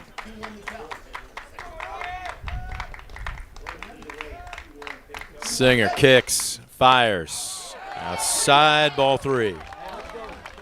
Well, consecutive 3-ball counts from Singer, and certainly running out of gas here as we're approaching 130 pitches. Got to take a deep breath and reach down a little deeper here if you're Anthony Singer. Now you take a look at the lead runner, Avery Mosier at third. Singer sets, deals the 3-1. This one a chopper to short. Oh, high hop, what a snare by Aaron. Across the diamond, and they get out of the inning unscathed. Wow. That took a Terp second hop. Aaron stayed with it, and Singer gets out of the inning. They leave a pair aboard. Nobody scores. no runs on a hit, no errors. 2 left in scoring position. And for the second straight inning, we'll go to the bottom of the frame. A run wins it for Fairview. Tinora 1, Fairview 1. You're watching DCTV Sports. West Banco, building a better bank every day since 1870. Community-focused West Banco. Find out more at westbanco.com. That was a Super Bowl bounce. That was. Did you see that thing? Discover affordable transfer opportunities at Northwest State. Start here and save thousands on tuition. Our advising team will help you get your credits transferred. So don't wait another minute. Get started today.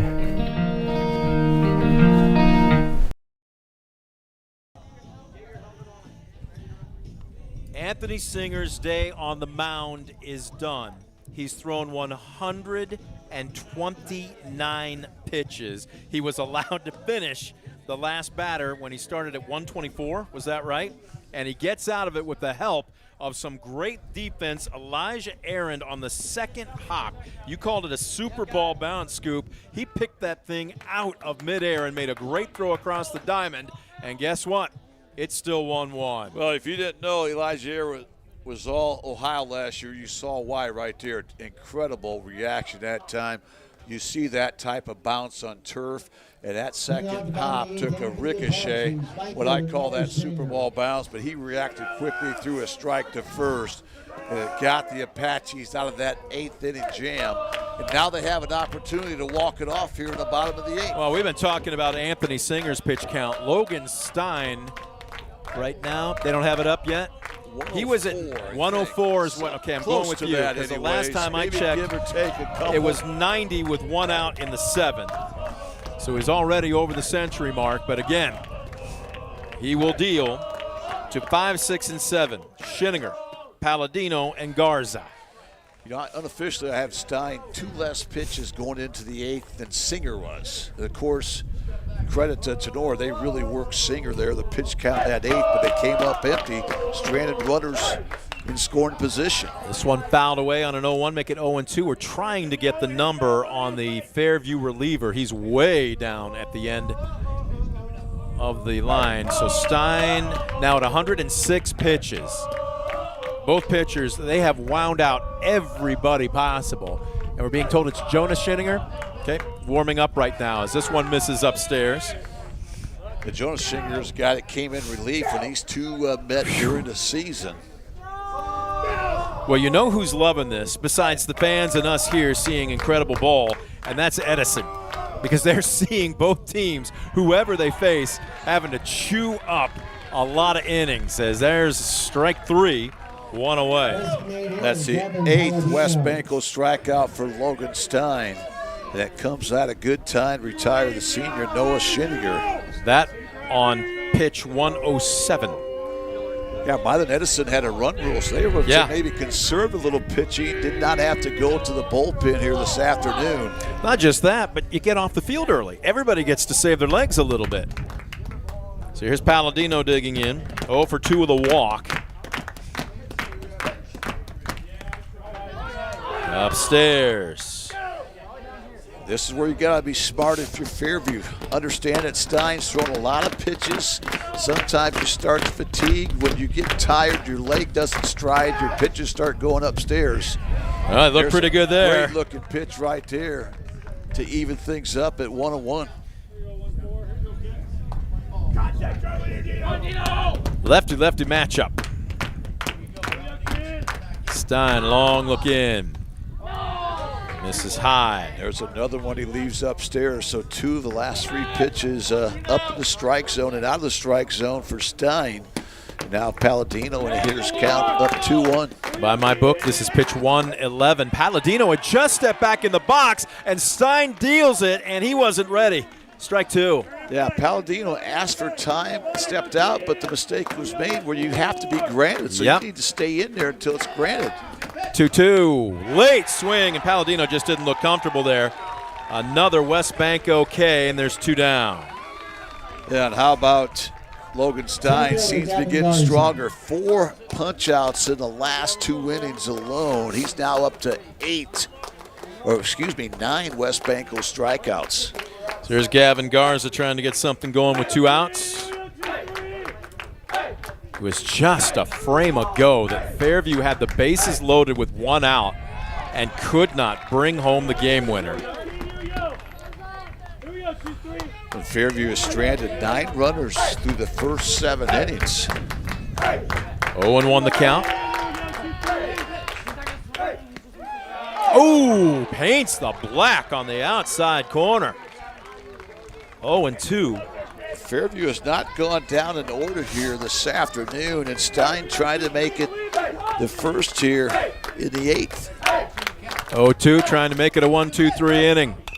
This one, a chopper left side, deep in the hole, all or nothing. Farrell across the diamond, they got him. 6-3, and it's a 1-2-3 frame. We will head to the top of the 9th.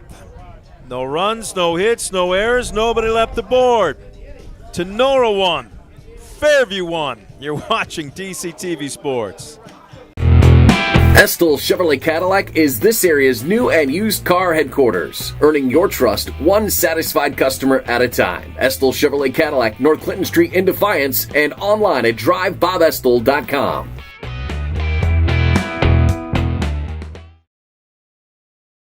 For the past 70 years, Midwest Community Federal Credit Union has been your financial partner, helping you achieve your dreams and secure your future. Midwest Community Federal Credit Union, with locations in Defiance, Bryan, and Napoleon. Find out more at midwestcommunity.org.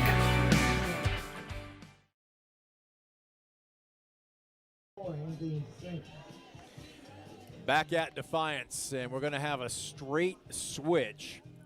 Jonah Schinninger, warming up during that last inning, is now ready to take the bump. He will move from first to the mound, and Anthony Singer will move from the pitcher's mound to first. Got to save that arm.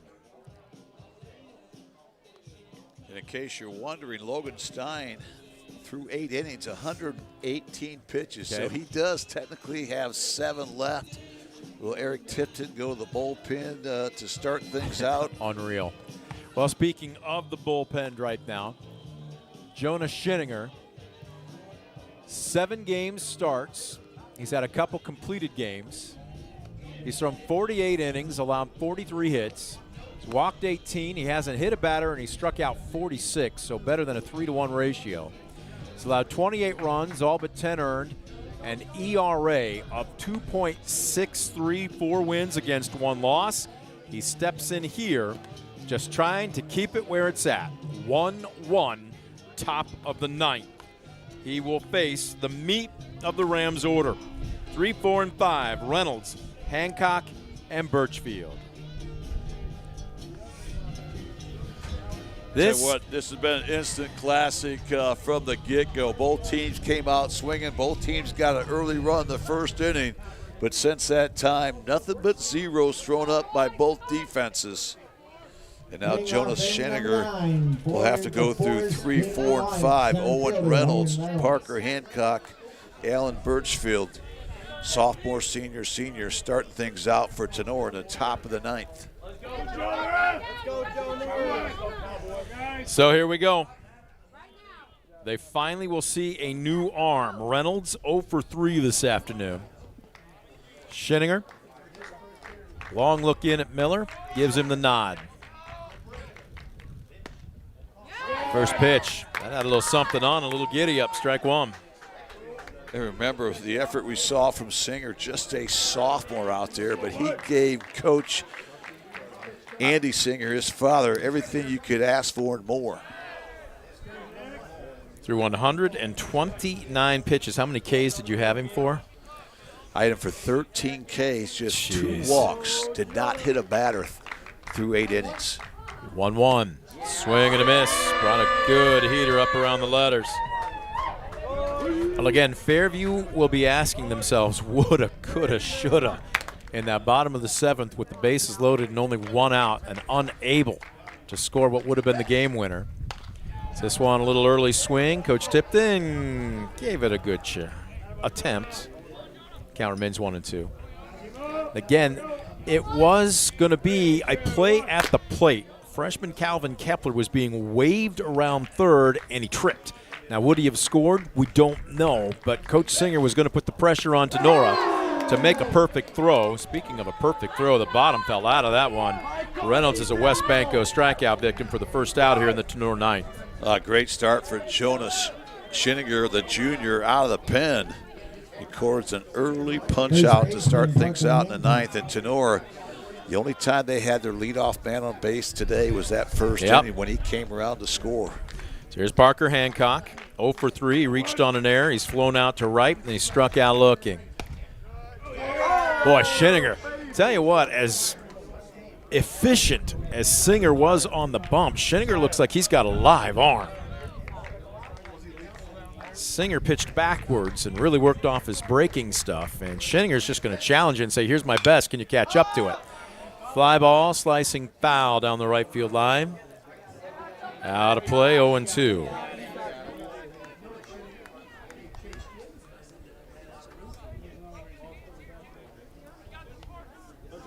Just past the 7 o'clock hour here. Man, dinner time, but those in attendance have been feasting on some fantastic baseball. 0-2. Schinninger out of the stretch. Oh, a calm third strike on the inside corner. A backwards K for a West Banco strikeout. And Schinninger establishing himself early here. 2 up, 2 down, both via the K. Credit Schinninger for starting the zone. That time he climbed the ladder. But again, we've seen that high strike many times here this afternoon. And another West Banco strikeout for Schinninger out of the bullpen. So here's Birchfield. 0 for 3. Strike one. Man, looking ahead for Fairview in the bottom of the 8th, it will be 8, 9, and then the leadoff hitter, Miller, Kepler, and Aaron. The only question is, will they need more than one? Right now it's 0-2 to Birchfield.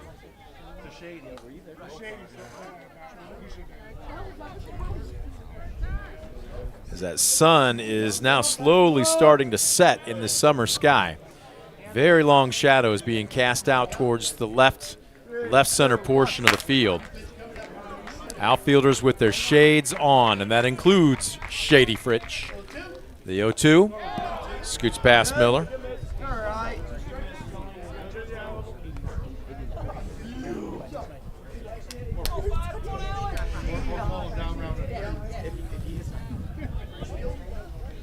One and 2. Schinninger's ready. This one a liner into right center field. It will get down. That's rolling a long way. Finally gobbled up by Noah Schinninger. And a 2-out single is just the second hit of the ball game for the Rams, but now they have the go-ahead run aboard. Yeah, snaps a long dry spell for Tinora hitters. That only other hit came back to start things out in the first inning. But now with 2 outs in the 9th, Birchfield reaches safely on the base knock. And Birchfield does have 6 stolen bases on the season. Here's Owen Farrell digging in. And first pitch is a strike. We talked about it during the pregame. Tinora 71 of 78 in stolen base attempts this season. They have burned up the base paths, but problem is you have to have base runners to try and steal them, and they just haven't. And speaking of which, we're going to have a courtesy runner. This is going to be number 15. And I believe this is Sheets. Number 15, Garrett Sheets. Yep, Garrett Sheets. Yeah, Derek Sheets will be the pitch runner here for the Rams with 2 outs here. And you're right, Brent. You can't steal second without stealing first. So that's been the issue for the Rams, getting on first base, but they do have an opportunity here with 2 outs. 0-1 the count. Schinninger paints the black on the outside corner. Man, he is dealing. Whew. Yeah, you can make a living if you can hit that spot right there time and time again. Now the fans not really happy with that strike call, and Blues let them know he's not happy as well. 0-2. Sheets, he's off with the pitch. This one, a chopper to third. Kepler's got it. Across the diamond. No damage done. Score at 5-3 on the putout. No runs on a hit. No errors. One left aboard. Playing the eye of the tiger here. We'll wait and see what Fairview's got in store. Apaches, a run will win it. Do they have it in them? We're back after this as we head to the bottom of the 8th. You're watching DCTV Sports. Proudly serving the area with the highest quality contracting services for nearly 100 years. Baker Schindler Company of Defiance and Paulding. 419-782-5080. Online at baker-schindler.com.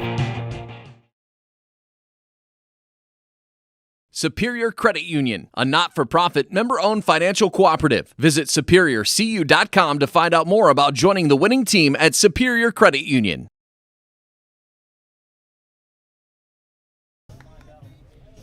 We head to the bottom of the 9th. Tinora won. Fairview won. Winner punches their ticket to Saturday's regional semifinals against top-seeded Edison. Both teams scoring their only runs of the game all the way back in the first. But Fairview, by virtue of the fact that they're the home team, one run here wins it. And Logan Stein, 118 pitches through 8 innings. Scoop, this is going to be his last frame. The only question is, will his teammates get another chance at the plate or not? Yeah, this is the third opportunity for the Apaches to walk this off. And remember, the Apaches with 3 walk-off wins, 1 during the regular season against Edgerton, 2 in the tournament against Liberty Center and Ottawa Hills, trying to make it 3 in a row here against arch rival the Tinora Rams. All right, Miller, and again, home plate umpire Hugo Barajas was coming over, and I think he's just confirming the pitch count for Logan Stein, but we had it at 118. I believe that's correct. I don't know where you're watching from tonight, but ladies and gentlemen, I wish you were here. Just a tremendous ball game. We've got nearly 500 here, maybe even a few more tagging along as the evening wears along. I know we have one viewer in Columbus that I have just been made aware of. Former Ayersville standout Ryan Magg is glued to whatever device he's watching DCTV on right now. So Ryan, pleasure to have you aboard tonight. 118 is confirmed for the pitch count for Logan Stein. Miller digs in and takes high and inside. Miller, 1 for 2 with a single, a walk, and a strikeout. Trying to get that all-important leadoff man aboard. He represents the tying run.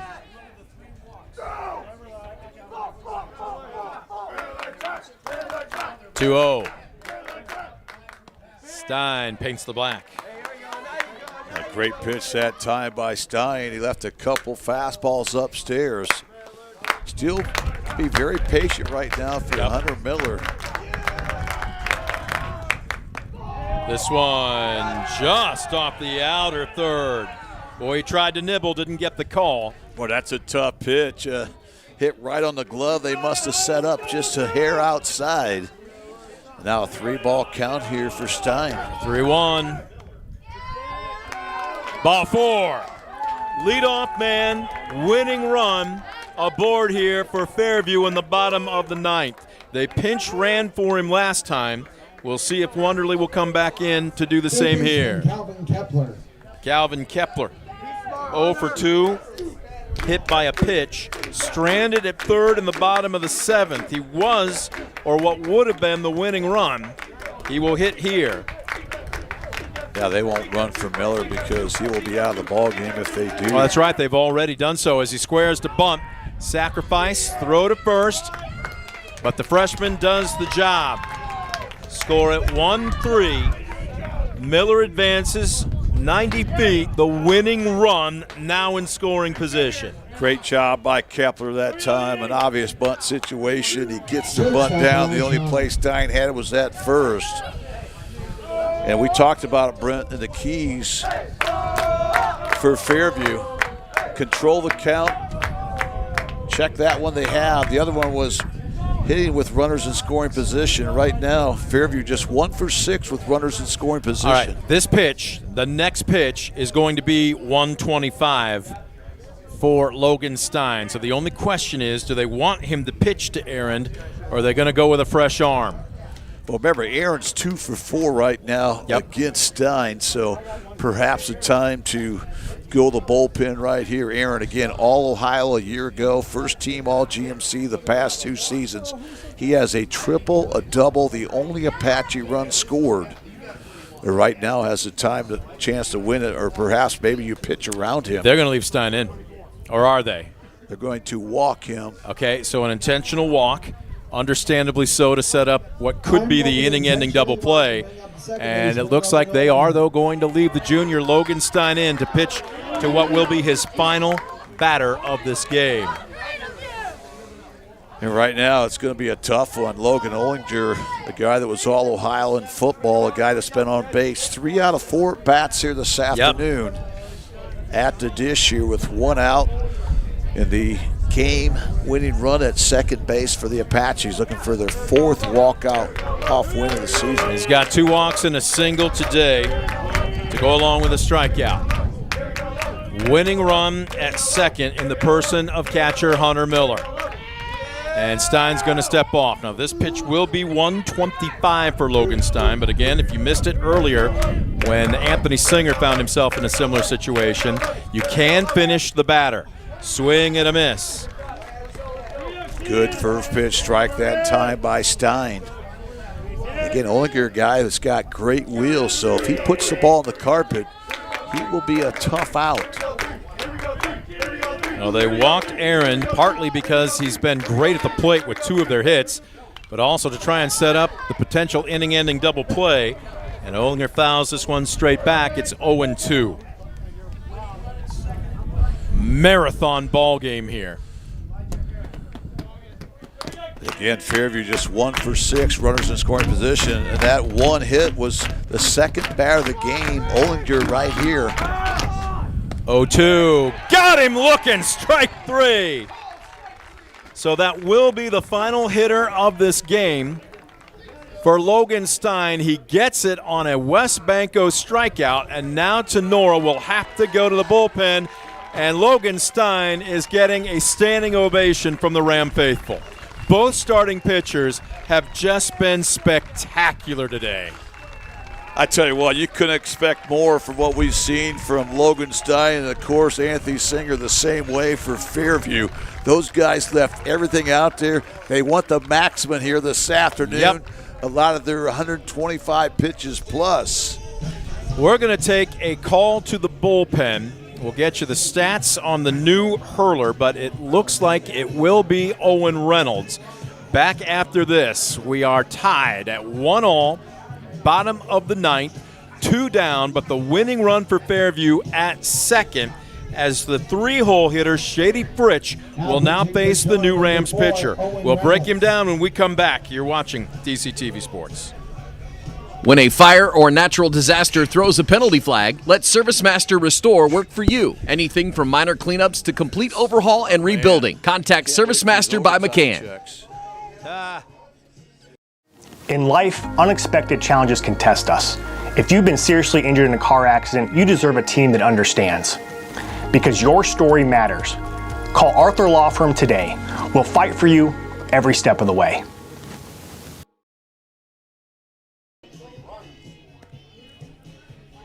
Back at Defiance, the berm seating actually feels pretty good right now in this late afternoon sun. Logan Stein had to come out via Ohio High School Athletic Association pitch count rules. He threw over 125, but his last pitch was a strikeout against Logan Ollinger. So now on the bump is Owen Reynolds. Reynolds 2-0 in 8 appearances with 23 1/3 innings pitched. He's allowed 24 hits, 23 runs, only 16 earned. He's walked 14 while striking out 25. Opponents hitting .253 against him with a whip of .162 and an ERA of 4.80. He's on to get 1 out and bring us to the 10th. And it's a tough out in Shady Fritch. A guy hit .420 on the season. First team all GMC. Swing and a miss. Stein, I believe, went to center, correct? Yep. And Fritch more than happy to see Stein lead the game. Fritch was 0 for 4, including 2 strikeouts in the 6th and 7th innings. This one, boy, kind of casted there, all arm on that swing, and he's down in the count 0-2. Good looking pitch that time by Reynolds, and now you've got to be smart, up 0-2. Reynolds sets, deals upstairs. Second time in 3 innings that the Apaches have the winning run in scoring position. Fritch way up in the box. The sophomore digging in. Reynolds, the sophomore, deals. Fouled away, just got a piece of it. Good looking swing that time by the sophomore, Shady Fritch. Timed that up a lot better than we saw in that previous swing. Yep. Still in a hole, 1-2. We'll do it again. Reynolds comes set, deals, and it squirts past Hattemer. Pitch in the dirt, everybody advancing 90 feet. And now the winning run at third. Now right now, you don't have to give in with first base open, but you have to remember you got Green Meadows Conference Player of the Year, Anthony Singer, in the on-deck circle. So with 2 strikes, I think you execute your pitch, hit your spot. 2-2 about to come from Reynolds. Upstairs, ball 3. Now that time we saw Reynolds go with the heat. You expect to see the heat once again right here. It was that curveball that got away downstairs. Payoff pitch coming up to Shady Fritch. Reynolds from the stretch. Deals. Fouled away. It's drifting out of play, and a diving catch. Did he hang on to it? In and out of the glove by Ryan Mills. That would have been the play not only of the game but of the season. He laid out and almost made the spectacular catch. Oh, that was incredible effort out there by Ryan Mills, the sophomore. Whew, that was going to be one of those highlights at 11. He sold out, had it in his glove, but once he hit the turf, the ball popped loose. New life for the Apaches and Shady Fritch, trying to walk it off here with 2 outs of the 9th. Payoff pitch. Reynolds working over the ball. Gets the signal. Deals. Got him swinging a Westbanco strikeout. And for the second time in 3 innings, the winning run left at third. Owen Reynolds comes on in relief and turns the Apaches away here in the bottom of the 9th. No runs on no hits, no errors, and 2 left aboard. We will head to the top of the 10th. Who's got a run in them? We'll see what Tinora can do. Rams won. Apaches won. Back after this, you're watching DCTV Sports. Westbanco, building a better bank every day since 1870. Community-focused Westbanco. Find out more at westbanco.com. Discover affordable transfer opportunities at Northwest State. Start here and save thousands on tuition. Our advising team will help you get your credits transferred. So don't wait another minute. Get started today.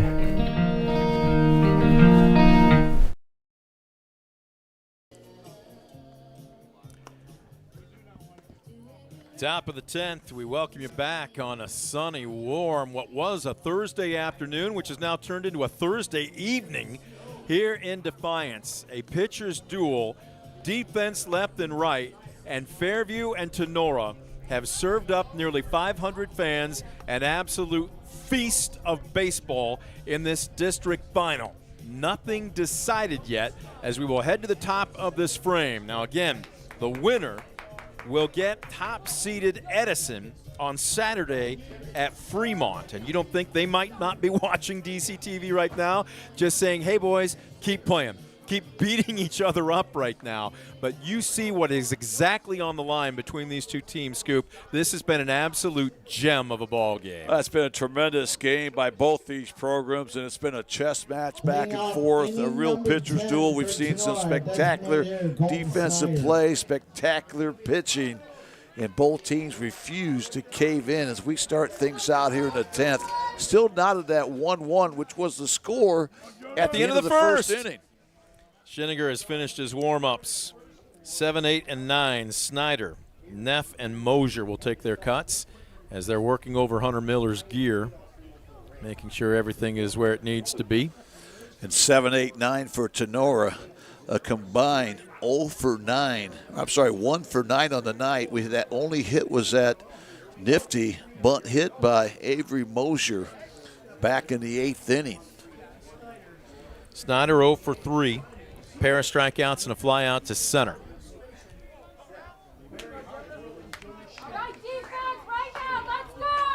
And again, Tenora's not had their leadoff man on base since back in the first inning. First pitch is in there for a strike.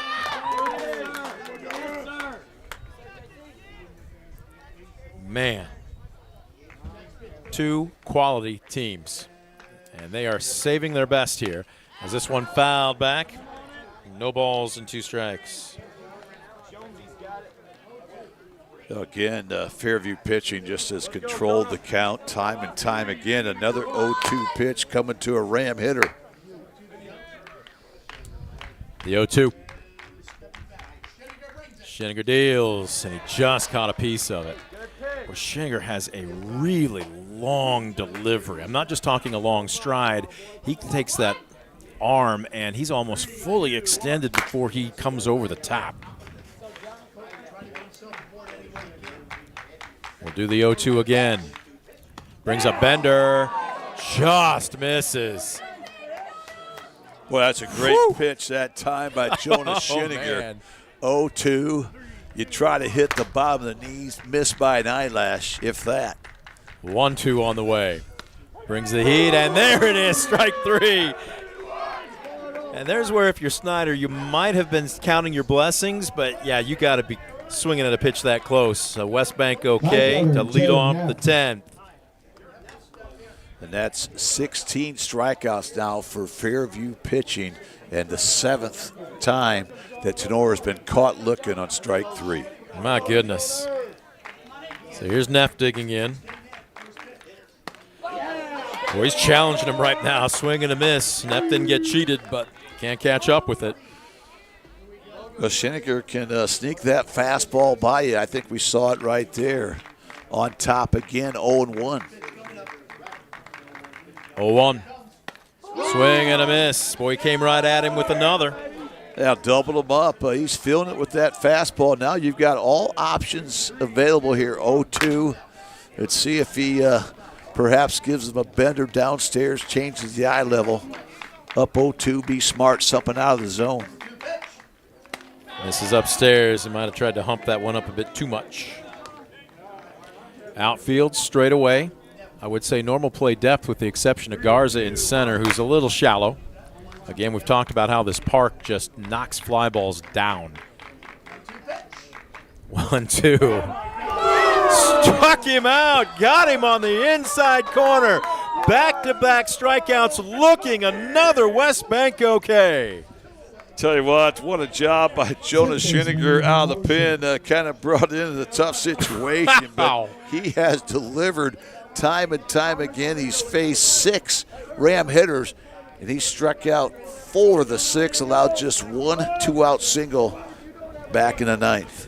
So here's Mosier digging in. Reached on a bunt single in the 8th. Advanced to second, but was left stranded there, and he squares the bunt here and fouls it straight back.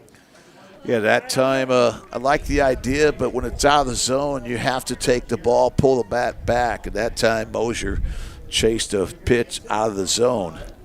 And once again, Jonas Schinniger on top of a Ram hitter, 0-1. So 0-1.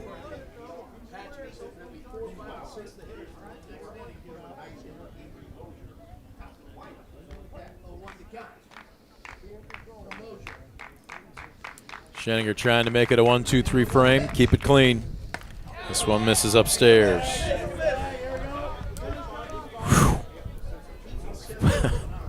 A marathon ball game. This one started a little later than originally scheduled at 4:30. I think it was around quarter till maybe. This one fouled back. Ooh, and off the mask, a Hunter Miller. You could hear that over our crowd mic, and he is shaking his noggin, trying to clean out the cobwebs. Yeah, that'll certainly knock him loose. Nice to see him get right back in his crouch there, ready to go. I thought Hugo Barajas might walk that ball out to Scheninger just to give him a little extra time to clear the cobwebs, but will deal with a 1-2 count. Scheninger.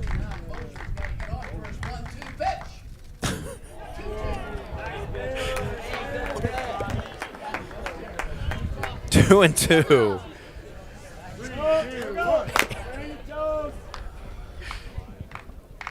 This is wild. 2 balls, 2 strikes, 2 outs. Scheninger deals. Got him swinging. Capital K, capital K, capital K. As Scheninger picks up where Singer left off. No runs, no hits, no errors. And for the 3rd straight inning, we'll head to the bottom of the frame. A run wins it for Fairview. Do they have one in them?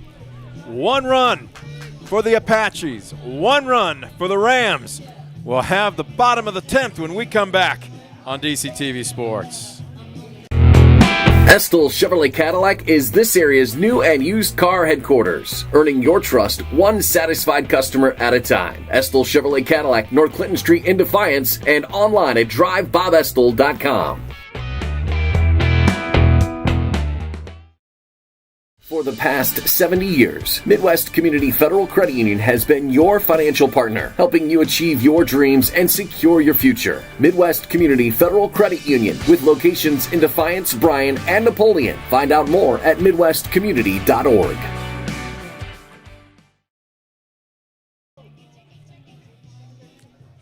I don't know that most of the parents of these players were alive when Blondie's One Way or Another was actually on the top 40 charts.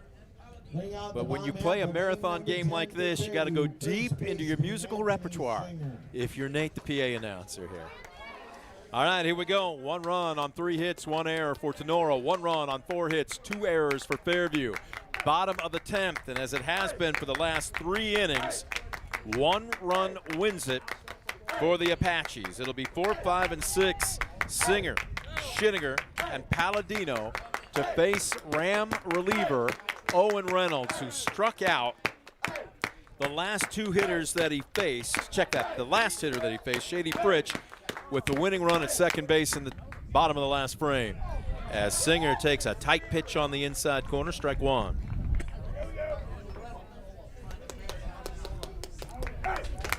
Who says pitching and defense can't be fun to watch?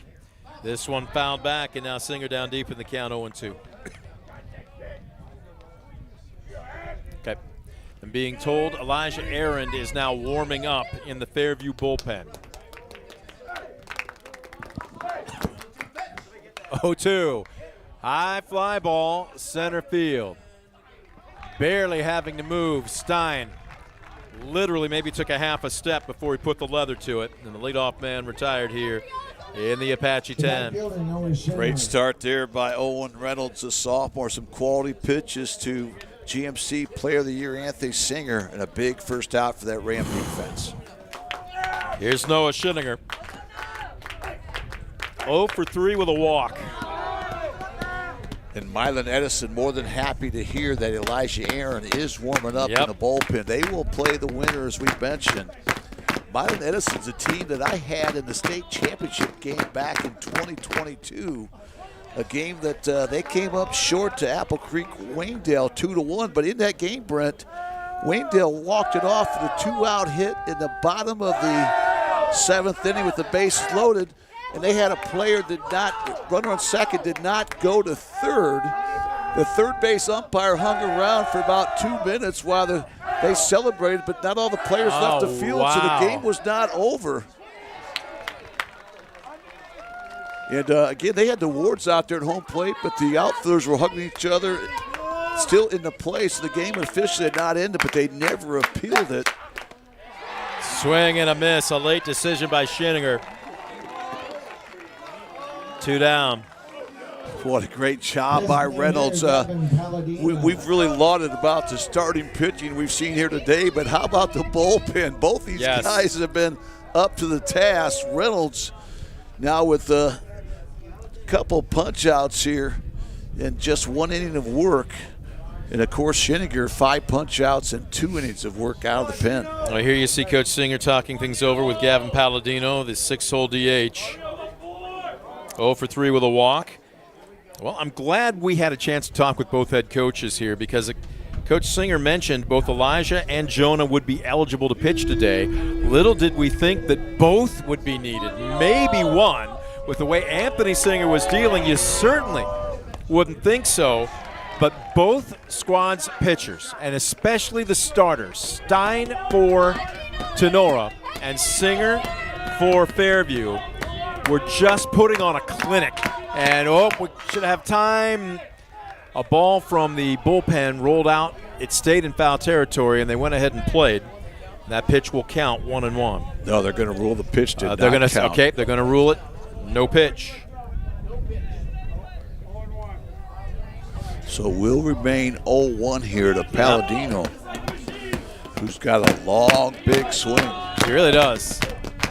He barreled one up early in the game, but it was fouled on the right field line. And other than that, they've kept him just like that in check today, 0-2. Great looking bender that time from Reynolds. Well located, started out at the knees, fell down well out of the zone. 0-2, upstairs. Got any places in Defiance to deliver? Can we grab some Zaw straight to the press box? 1-2, pulled a string, got him swinging again. West Bank okay. Pitching at a premium here this afternoon. No runs, no hits, no errors, nobody left the board. The baton will be handed. We've run out of space on the scoreboard. They'll clear it. We head to the 11th. 1-1, Tinora and Fairview. You're watching DCTV Sports. Proudly serving the area with the highest quality contracting services for nearly 100 years. Baker Schindler Company of Defiance and Paulding. 419-782-5080. Online at baker-schindler.com. Superior Credit Union, a not-for-profit, member-owned financial cooperative. Visit SuperiorCU.com to find out more about joining the winning team at Superior Credit Union.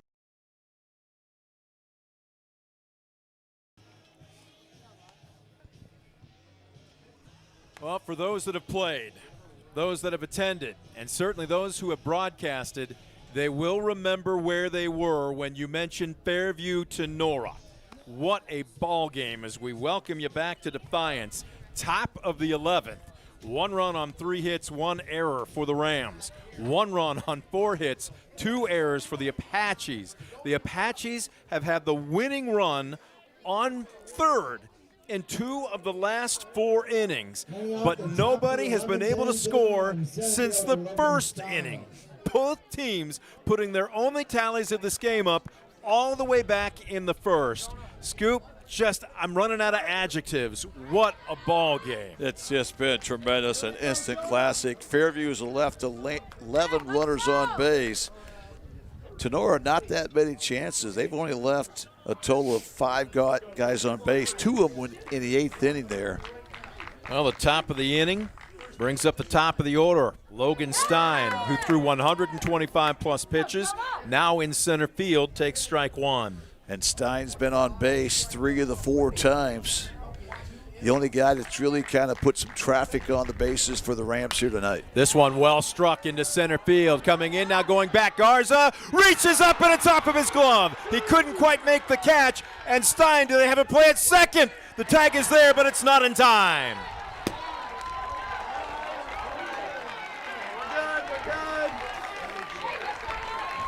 How about Stein just continues to deliver for Tinora, and this time he comes up swinging.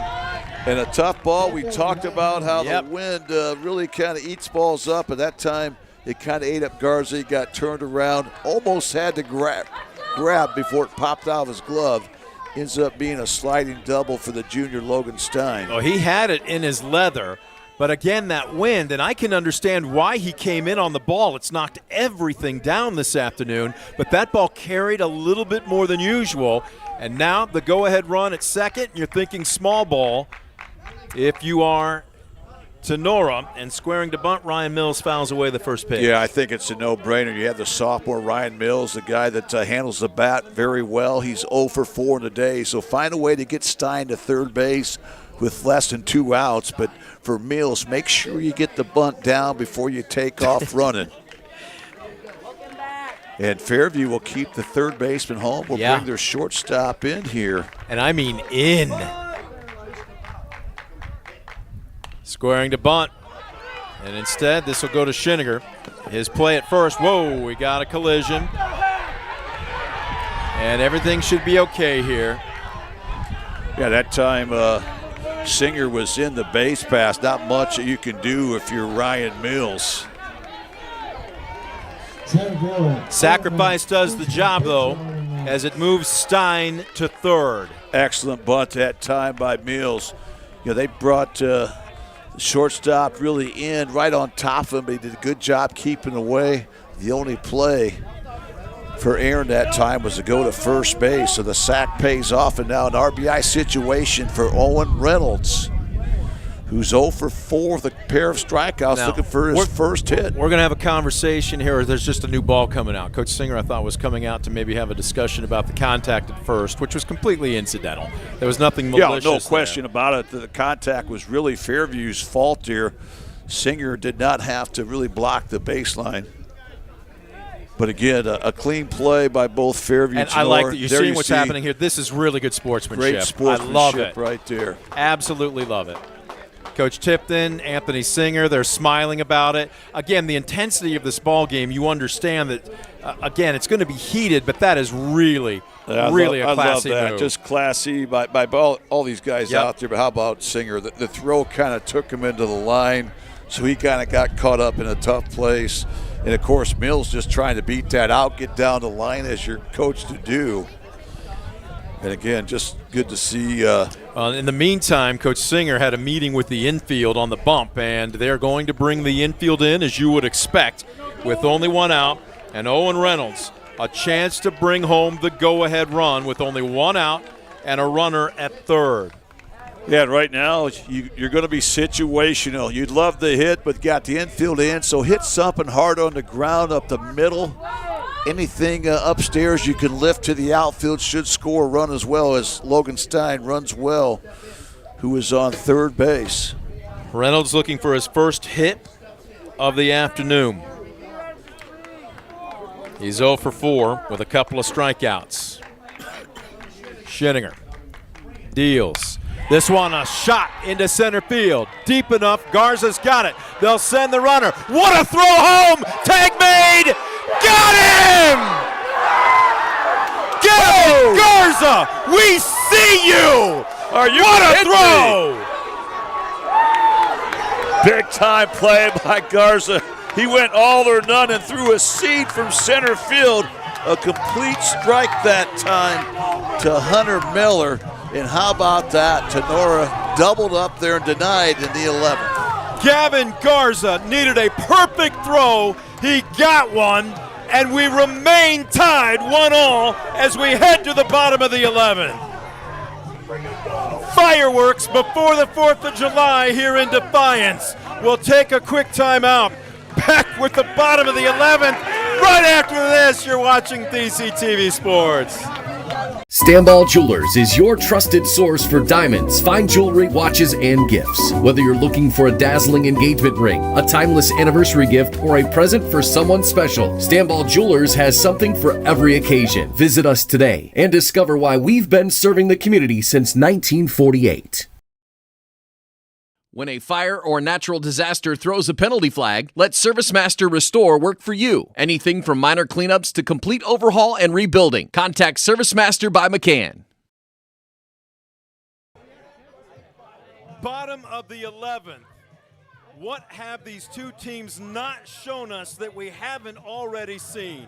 Incredible, high level, spectacular level of baseball here at Defiance, and we'll head to the bottom of the frame, remained tied at 1-all. Just incredible play that time by Gavin Garza. It was one of those all or none. He did a great job getting behind The baseball, but he was a long ways away. He had to throw an absolute pill to home plate, and he did. He delivered right on mark. And guess who leads off this inning? There he is, the junior, Gavin Garza, trying to be the hero both on defense and offense. Takes a strike.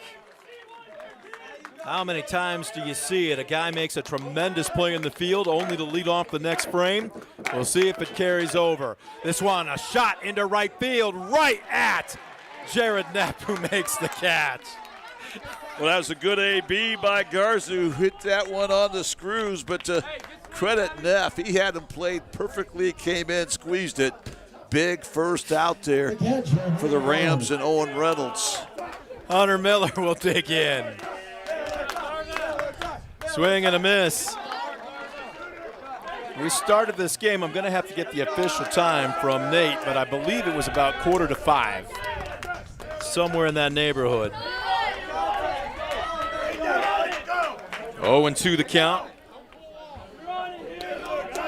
Last time I saw a throw like that in a high school baseball game was Todd Beckman of St. Henry against Archbold in a district championship game where Beckman nailed a runner from nearly 280 feet away. 0-2, he just caught a piece of it. And St. Henry went on to win that game in 9 innings, 2-1.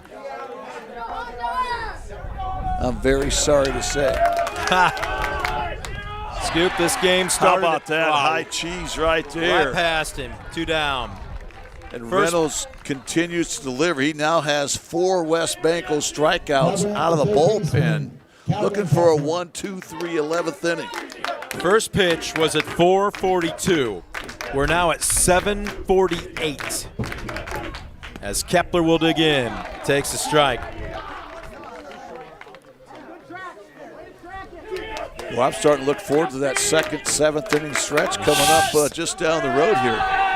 Well, we'll see. We may actually need it. 1-1. Kepler reached by a hit by pitch. Is this one a chopper to third? Gobbled up by Birchfield across the diamond. Oh, what a pick by Parker Hancock! And another web gem, this time from Tinora. Whoa! How about Parker Hancock making a bid for the all-scoop team with that pick at first base to retire Fairview in order in the 11th. No runs, no hits, no errors. Nobody left the board. Over 3 hours into this ball game, nothing decided. We'll head to the top of the 12th. Rams won. Apaches won. Back after this on DCTV Sports.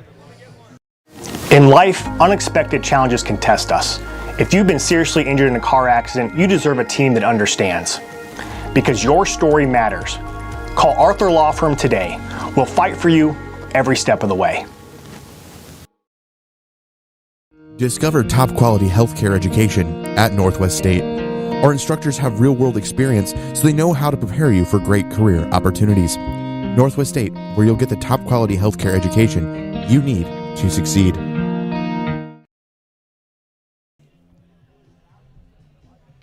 Top of the 12th. 1 run on 4 hits, 1 error for Tinora. 1 run on 4 hits, 2 errors for Fairview. We are over 3 hours into this one and absolutely nothing decided. Pair of Green Meadows Conference arch rivals, fitting that this one would be the best game between either of them all season long. And still, who knows if we've got any offense left in the tank. The winner will advance to Saturday's regional semifinals against Edison and Fremont. And right now, by the way this one's going, it might be Saturday morning before this one's decided. We'll wait and see.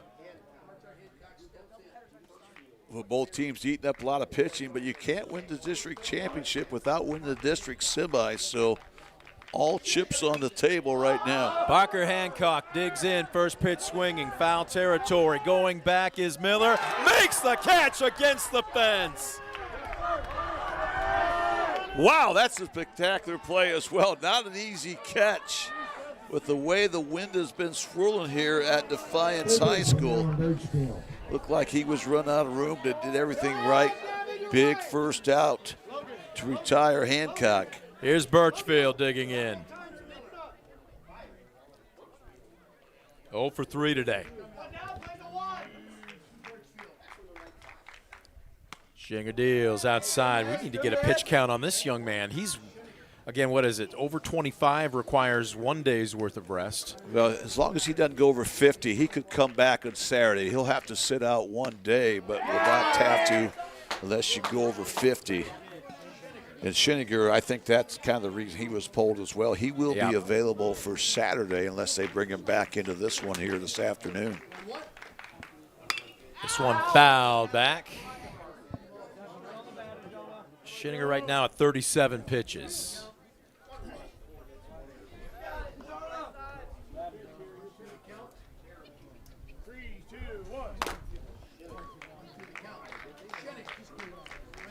Schiniger's got a little bit of room to work with still. There's a bender. Deep in the hole at short. Backhanded by Aaron. Long throw. What a play! They just continue to impress. Well, we know that Aaron's one of the best shortstops all around, and once again shows it right there.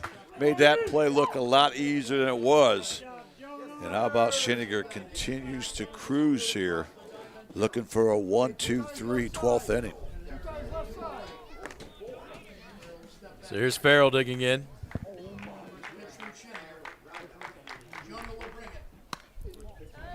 Boy, he's really got a nice firm fastball.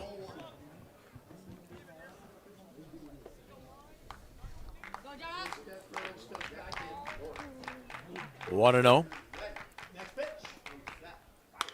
Fouled away.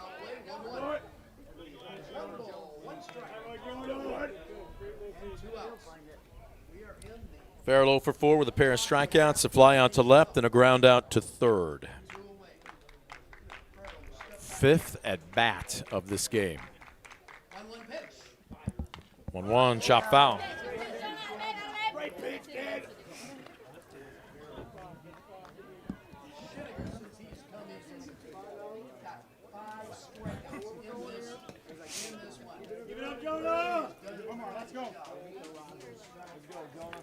One more looking for a 1-2-3 inning here.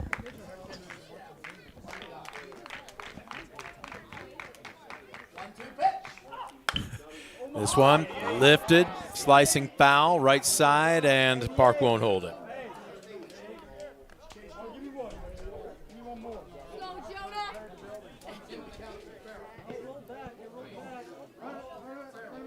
Well, we'll see what Schiniger decides to deal here. He's worked both halves of the plate against Farrell, and Farrell will step out.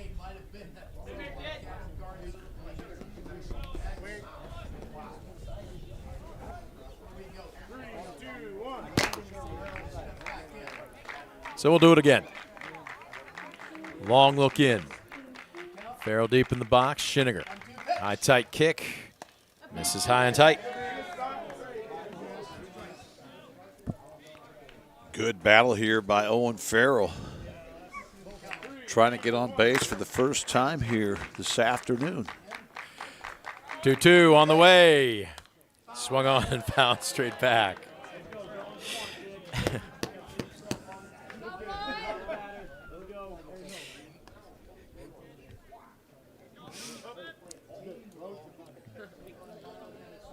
Well, what's become a marathon game, now feeling a bit more like a battle of attrition. Just 2 runs between both these teams, and it came back in the first inning for both over 11 innings ago. Schiniger trying to set down Farrell and get his mates back up to the plate. 2-2. Reached out, lifted into right. This could be trouble. Schiniger coming on and making a running catch. Noah Schiniger. And it's a 1-2-3 inning. No runs, no hits, no errors. Nobody left the board. No time like the present for a score. Fairview will try and come up with the game winner one more time. Tinora will try and stretch it. We'll wait and see who gets the better of who when we come back for the bottom of the 12th. You're watching DCTV Sports. Estill Chevrolet Cadillac is this area's new and used car headquarters, earning your trust one satisfied customer at a time. Estill Chevrolet Cadillac, North Clinton Street in Defiance, and online at drivebobestill.com.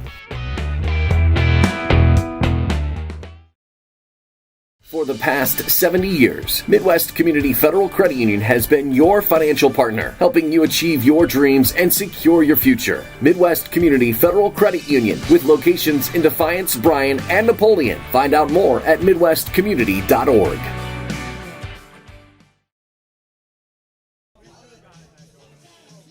Little John Cougar Mellencamp bringing us back to the bottom of the 12th. 1 run on 4 hits, 1 error for Tinora. 1 run on 4 hits, 2 errors for Fairview.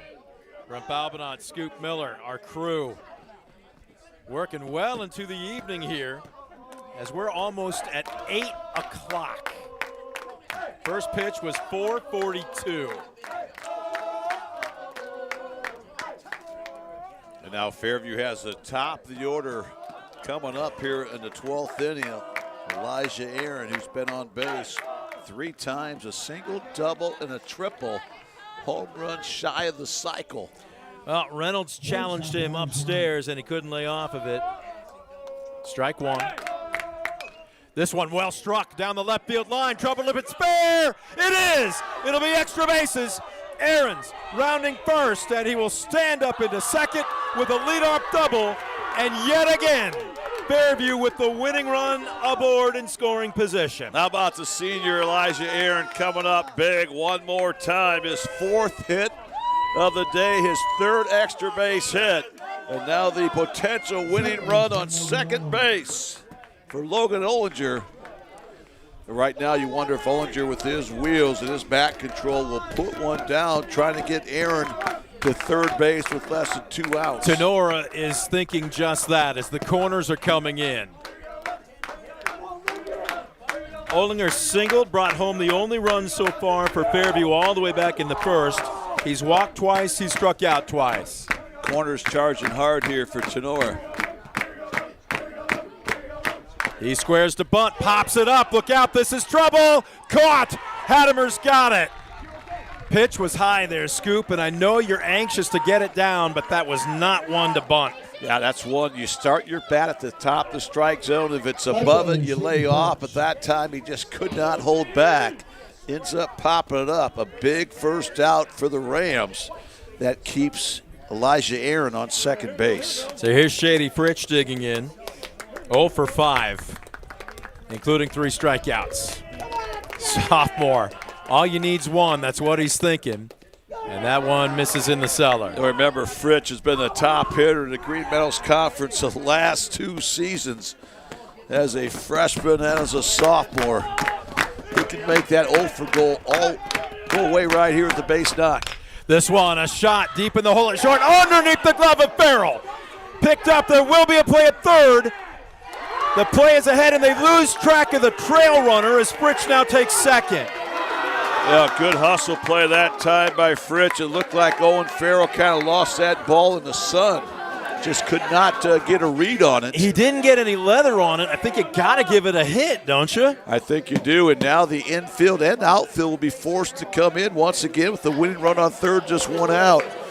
And now you've got Anthony Singer at the dish. You just wonder if they're going to put him on intentionally, and it looks like they will.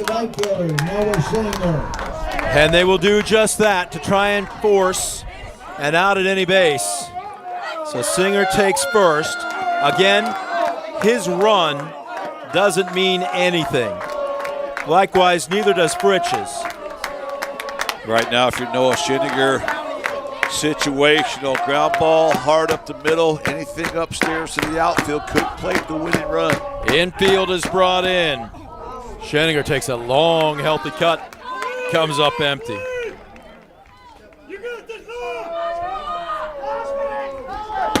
Noah, 0 for 4 with a walk. Pops it up. Playable foul territory. Hattemer giving chase. He runs out of real estate. Nobody covering home that time for the Rams, so probably a good thing that ball was not caught in foul territory. Remember, Aaron's got great wheels at third base. Boy, that would have been a tough walk-off. Oh, wow. Unorthodox Fly. Reynolds trying to help out his own cause with a strikeout here from the stretch. Just on the outside corner. Oh, my goodness. Reynolds throwing his arms up. He thought he had it. Instead, it's ball one. So did catcher Doug Hattemeyer. Great pitch that time by Reynolds. Just misses as that ball was on the black. Reynolds sets, deals. Chopper to second. Picked up. The play at the plate. Not in time! Aaron scores! And Fairview, in the bottom of the 12th, wins a marathon ball game 2-1 and punches their ticket to Saturday's regional semifinals. How about the Apaches? Their fourth walk-off win of the season, their third consecutive in tournament play, and they will move on as they defeat arch rival Tinora 2-1 in 12 innings. Boy, it was a game that neither team just refused to give in. They battled and battled, and that'll be a walk-off fielder's choice for Noah Schiniger as Fairview will move on to the district championship on Saturday to take on Milan Edison, who was a 10-0 winner early this afternoon. The elation being felt in that Fairview dugout right now is countered by the absolute dejection in Tenora's. A shame that either one of these two teams had to lose, but they served up an absolute feast of baseball. Almost 4 hours, a little over 4, was it? And yet it comes down to a fielder's choice in the bottom of the 12th off the bat of Noah Schiniger. It scores Elijah Arend, and the Apaches are moving on. Yeah, what a great job by both teams. I'm sure Tinora head coach Eric Tipton, boy, not happy with the way how that ended, but certainly got to be proud of his guys. They left everything out there, and Andy Singer could probably echo the same thing. Very proud of his guys. But he's going to be much happier as they end up finding a way to get it done there in the bottom of the 12th. Again, not quite 4 hours here this afternoon. Apaches win. We will wait and see if we can't get Coach Singer, and who knows, we might want to bring up with him for a postgame. But right now, we got to catch our breath. 1 run on 2 hits, no errors, left them loaded, and a marathon of a ball game goes to the Apaches by a score of 2-1. We'll take a quick timeout. Back with your postgame right after this. You're watching DCTV Sports. Estill Chevrolet Cadillac is this area's new and used car headquarters, earning your trust one satisfied customer at a time. Estill Chevrolet Cadillac, North Clinton Street in Defiance, and online at drivebobestill.com.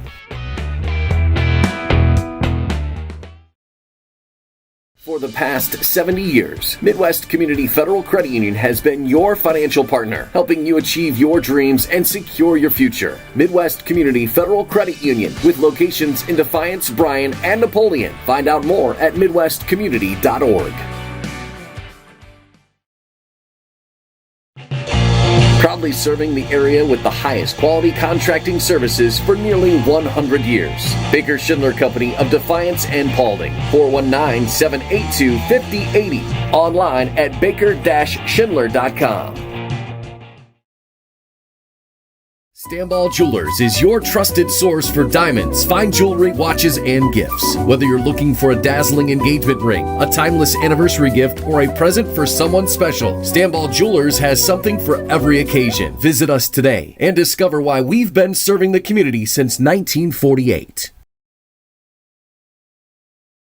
Superior Credit Union, a not-for-profit, member-owned financial cooperative. Visit SuperiorCU.com to find out more about joining the winning team at Superior Credit Union.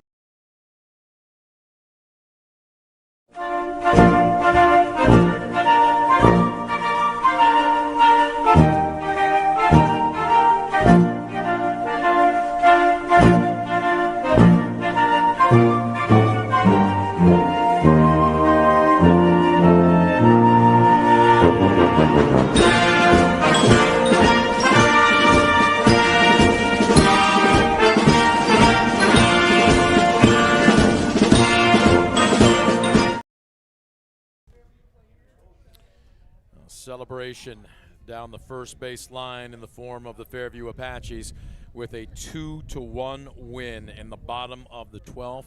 Absolute dejection down the third base line in the form of the Tinora huddle, and there's nothing you can say if you're Coach Tipton or any of his assistants. Wow, yeah, to the Rams, but you can hold your head high. They played like champions today. Only one team could win, and it was Fairview's night in the bottom of the 12th. Again, you can look back on a number of different things here. Anthony Singer throwing 129 pitches as a starter for Fairview. And how many did you have him for? 14 strikeouts? What'd you have him for, Scoop? I had Singer on the afternoon for 10 strikeouts. That's not right. Let's flip that over. There you go. Let's go 13 strikeouts through 8 innings. He was masterful, and he only allowed 2 walks and really controlled the count, had Tinora in negative counts for most of the afternoon. And the bullpen was equally impressive as well. I had 7 strikeouts out of the bullpen. That's just one component of it, though. Again, you think about Gavin Garza making that absolute incredible throw from center field to gun down what would have been the go-ahead run.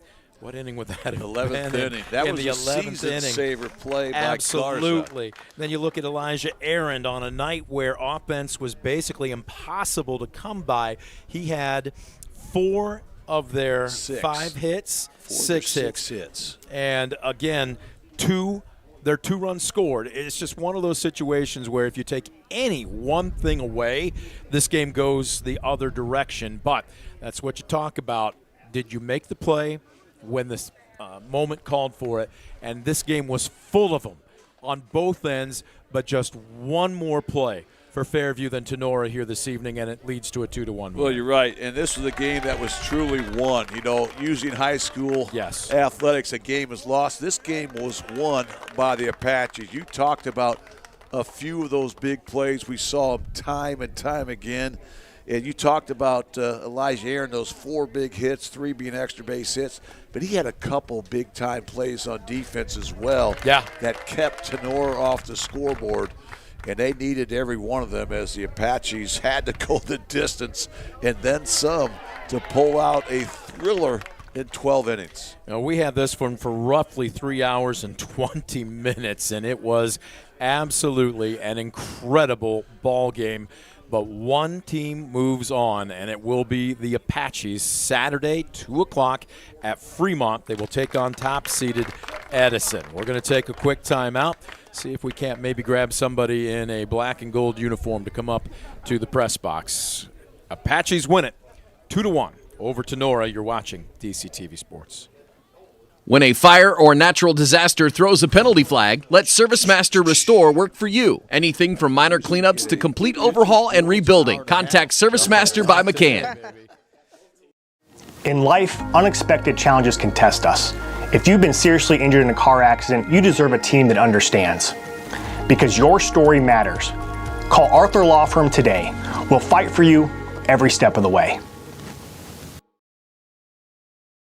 West Banco, building a better bank every day since 1870. Community-focused West Banco. Find out more at westbanco.com. Discover affordable transfer opportunities at Northwest State. Start here and save thousands on tuition. Our advising team will help you get your credits transferred. So don't wait another minute. Get started today.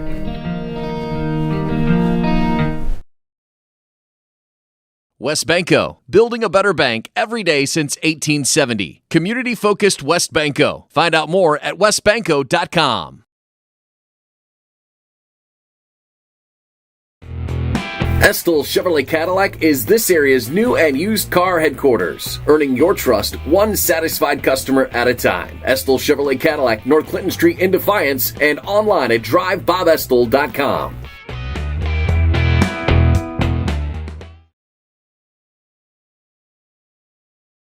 For the past 70 years, Midwest Community Federal Credit Union has been your financial partner, helping you achieve your dreams and secure your future. Midwest Community Federal Credit Union, with locations in Defiance, Bryan, and Napoleon. Find out more at midwestcommunity.org. Estill Chevrolet Cadillac is this area's new and used car headquarters, earning your trust one satisfied customer at a time. Estill Chevrolet Cadillac, North Clinton Street in Defiance, and online at drivebobestill.com.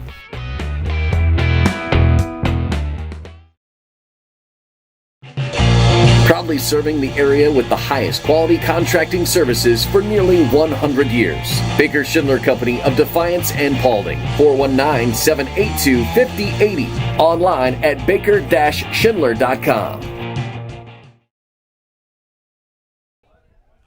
Well, I would say he's normally everybody's favorite in a Fairview uniform, but right now, if you're wearing black and gold, everybody is doing some hugging, some handshaking, and a huge sigh of relief in addition to some celebration. 2-1 in 12 innings. Fairview defeats arch rival Tinora. Basically a little bit of payback from the only regular season GMC loss. This one, though, was different. You guys knew the winner was going to survive and advance. Before we go any farther, and I know you want to do the same, what a tip of the cap to Coach Tipton and the Rams. That was a gem of a ball game. You know, there's a reason why I voted them number one in our district. For that reason, is that we knew what they were capable of doing, and you know, and they took it to us that first time for that league loss. But you know, I do, and even there as the game went, you know, as coaches talk to each other and whatnot, you know, that's what I love about the GMC. You know, we support each other. Yes, we're competitive, but we also, one of the things that Tipton and I talked about even this morning when we were texting back and forth, we said, look, the exciting thing is we got a GMC team that's going to make it to the district finals in Division 5, and whoever it was going to be, you know, obviously I wanted it to be us, but it was just the fact that, you know, getting here even in this district is difficult, and we knew it was going to be a good one, and I don't think it disappointed anyone. All right, the obvious to start is on the bump, and both starters threw over 125 pitches tonight. But let's just talk about what Anthony did and just the presence out there. Does he have a nickname, just out of curiosity? Yeah, there's a bunch of them. But, any that we can use on the air. Yeah, one of the biggest one is Big Hack, and then there's another one that's Tank.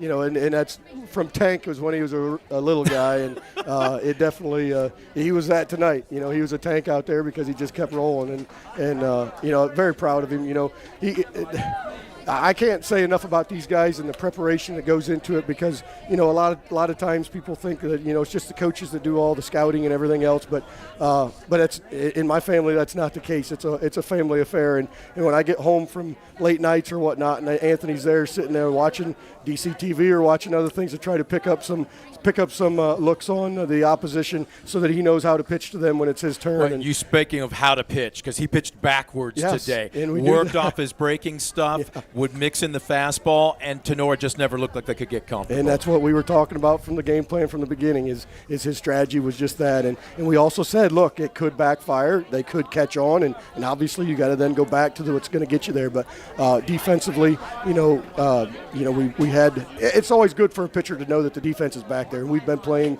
a lot better defensively, not having many errors. You know, I don't know how many we ended up with tonight, but a couple of those were not so much just – unforced errors. It was just, you know, trying to do things a little too quickly, and I think that's just something that happens. But yes, Anthony, so proud of him, you know, and to see his emotion afterwards as well. You know, that's what it's all about. I just love it. Well, Andy, you had some really big plays on defense, too. Probably none bigger than Gavin Garza. That was a season-saver play. Break that one down a little bit. Just an incredible, phenomenal play by Garza. You know, he has all of the necessities for a great outfielder. He's got the speed, he's got the drive, he's the one that we know is going to be diving for balls if he has to. You know, he misplayed that one and he regretted that, but then of course he said after he threw the guy out that he did it on purpose so he could make the play. But I said, listen, whatever, you made the play, that's what's important. But we know he's got a cannon. And he showed it off right there. And I told him, I said, you couldn't have asked for anything better. You're right behind second. You got second, the pitcher's mound, and home to throw it through to get it right to Hunter, and it was spot on. And it was a laser. And great for Hunter to be able to catch and then still make that tag. You know, just all of that had to work perfectly, and it was. That play, I'm also thinking Elijah made a couple of plays deep in the hole at short. Again, it wasn't just while the strikeout numbers were there, obviously. It was a pitch to contact night as well. Everybody, regarding of the moment, just seemed to rise to the level here this evening. Yeah, and and that's the other thing with that scouting is that we knew their times from home to first, and so we knew when we could play back, we knew when we had to play shallow, we knew when we could give a step or whatnot, and that was it right there. And that play was huge. And we said, look, we got a little bit extra time with Allen at the plate, and therefore we can make sure we are deeper, and that pays off. All that stuff pays off. And like we said before the game, when Fairview and Tinora get together, these guys play with each other through All-Stars and through travel ball and everything else growing up. We know each other better than what I think most teams even know their own kids. So, that's just all that. Just extremely proud of the way that the defense played tonight too. And Logan and Owen pitched so well for the Rams tonight. Those guys were just spectacular. But somehow Elijah Aaron had them figured out. He had 4 of your 6 hits, 3 extra base hits. He came up big at the right time. And that one that we should have ended it with CK slipping and coming around third, it was like I got back there and all the emotions running and everything else. I'm like, CK, I said, what happened? Why were you stopping? He says, I wasn't. He says, I come around third so hard, he said his feet just slipped from underneath him. I said, well, you got to put some more meat on your bones. I don't have that problem. And he was just going so fast, he's just pretty quick. But yes, Elijah then coming up huge in that, in the whatever that last inning was, 12th. All right, and hitting that double. I was very confident in. We don't pop bunts up, and I don't understand what was going on tonight with that. But that was huge too, because that put us behind the 8 ball on that. But again, he was huge at the plate. All right, you're going to get top-seeded Edison. You played almost 2 full games here. You've got a day off, obviously, to scout. I'm guessing just as important to rest. But break down what you do in the next day to get ready for a bus ride to Fremont. First thing is that we're going to go to a local establishment and celebrate because we have some rewards that need to be used as far as that goes, and celebrate tonight because this is big. And then as far as Saturday goes, the preparation will start for me 10 o'clock tonight, and luckily today's the last day of school for the kids, and so tomorrow I'll have to work in my room and get it cleaned up, I guess, because there's a lot of stuff that has to be done. But again, Edison is good. There's no doubt. But you know what? We haven't won 24 games this season because we're not good ourselves. And I think the sludge is gone at this point in time of the season. You're only going to meet great teams. Yep. I got to ask just one more question then. I'm going to go out on a limb. Sweet or hot for your dipping sauce? For me? Yes. Back in my days when I was their age, it'd be hot, but not anymore. I can't handle that stuff. Okay, yeah. we'll make it probably honey barbecue for you. I'm garlic parm. Go easy on the sauce. Parm, that'll work too. Coach, congratulations to you. Good luck, and we will see you Saturday. All right, we'll be there. Congrats. We're going to take a quick time out. We're back with more of the post game right after this. You're watching DCTV Sports.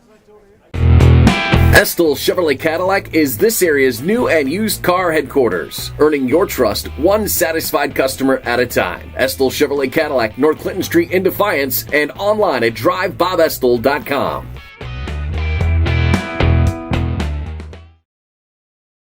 For the past 70 years, Midwest Community Federal Credit Union has been your financial partner, helping you achieve your dreams and secure your future. Midwest Community Federal Credit Union, with locations in Defiance, Bryan, and Napoleon. Find out more at midwestcommunity.org. Back at Defiance, putting the finishing touches. Now we know Coach Singer's sauce preference is actually garlic parm. I would have figured him to go maybe a little bit spicier, but at this point in time, 12 innings and a 1-run win over your arch rival to advance to the regional semifinals probably has your stomach churning just a little bit. But let's be honest here, both these teams were deserving of a win.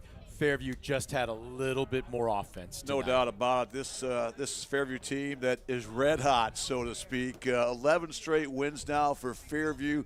They've walked off 3 straight opponents in tournament play, and they'll get right back to practice tomorrow, trying to prepare for that district championship against Milan on Saturday. But again, it's going to be a battle. But Fairview 24-4 for a reason, as Coach Singer said. Those guys are just kind of coming up clutch where they needed to, but they got it done in every phase today. Had just enough offense to sneak one out here against a very gutsy Tinora team here tonight. We will have that game for you on the air. It will be a 2 o'clock first pitch from Fremont. We will hope that you will join us if you don't make the trip yourself. But for now, a big thank you going out to our crew for making almost a 3.5-hour broadcast the best that we could possibly make it here for you. big thank you going out to our sponsors for helping make the broadcast a possibility, and as always, you, the fan, for tuning in. For Scoop Miller, I'm Brent Balbinot. Final score, 12 innings. Fairview survives and advances with a 2-1 win over Tinora. You've been watching a presentation of DCTV Sports.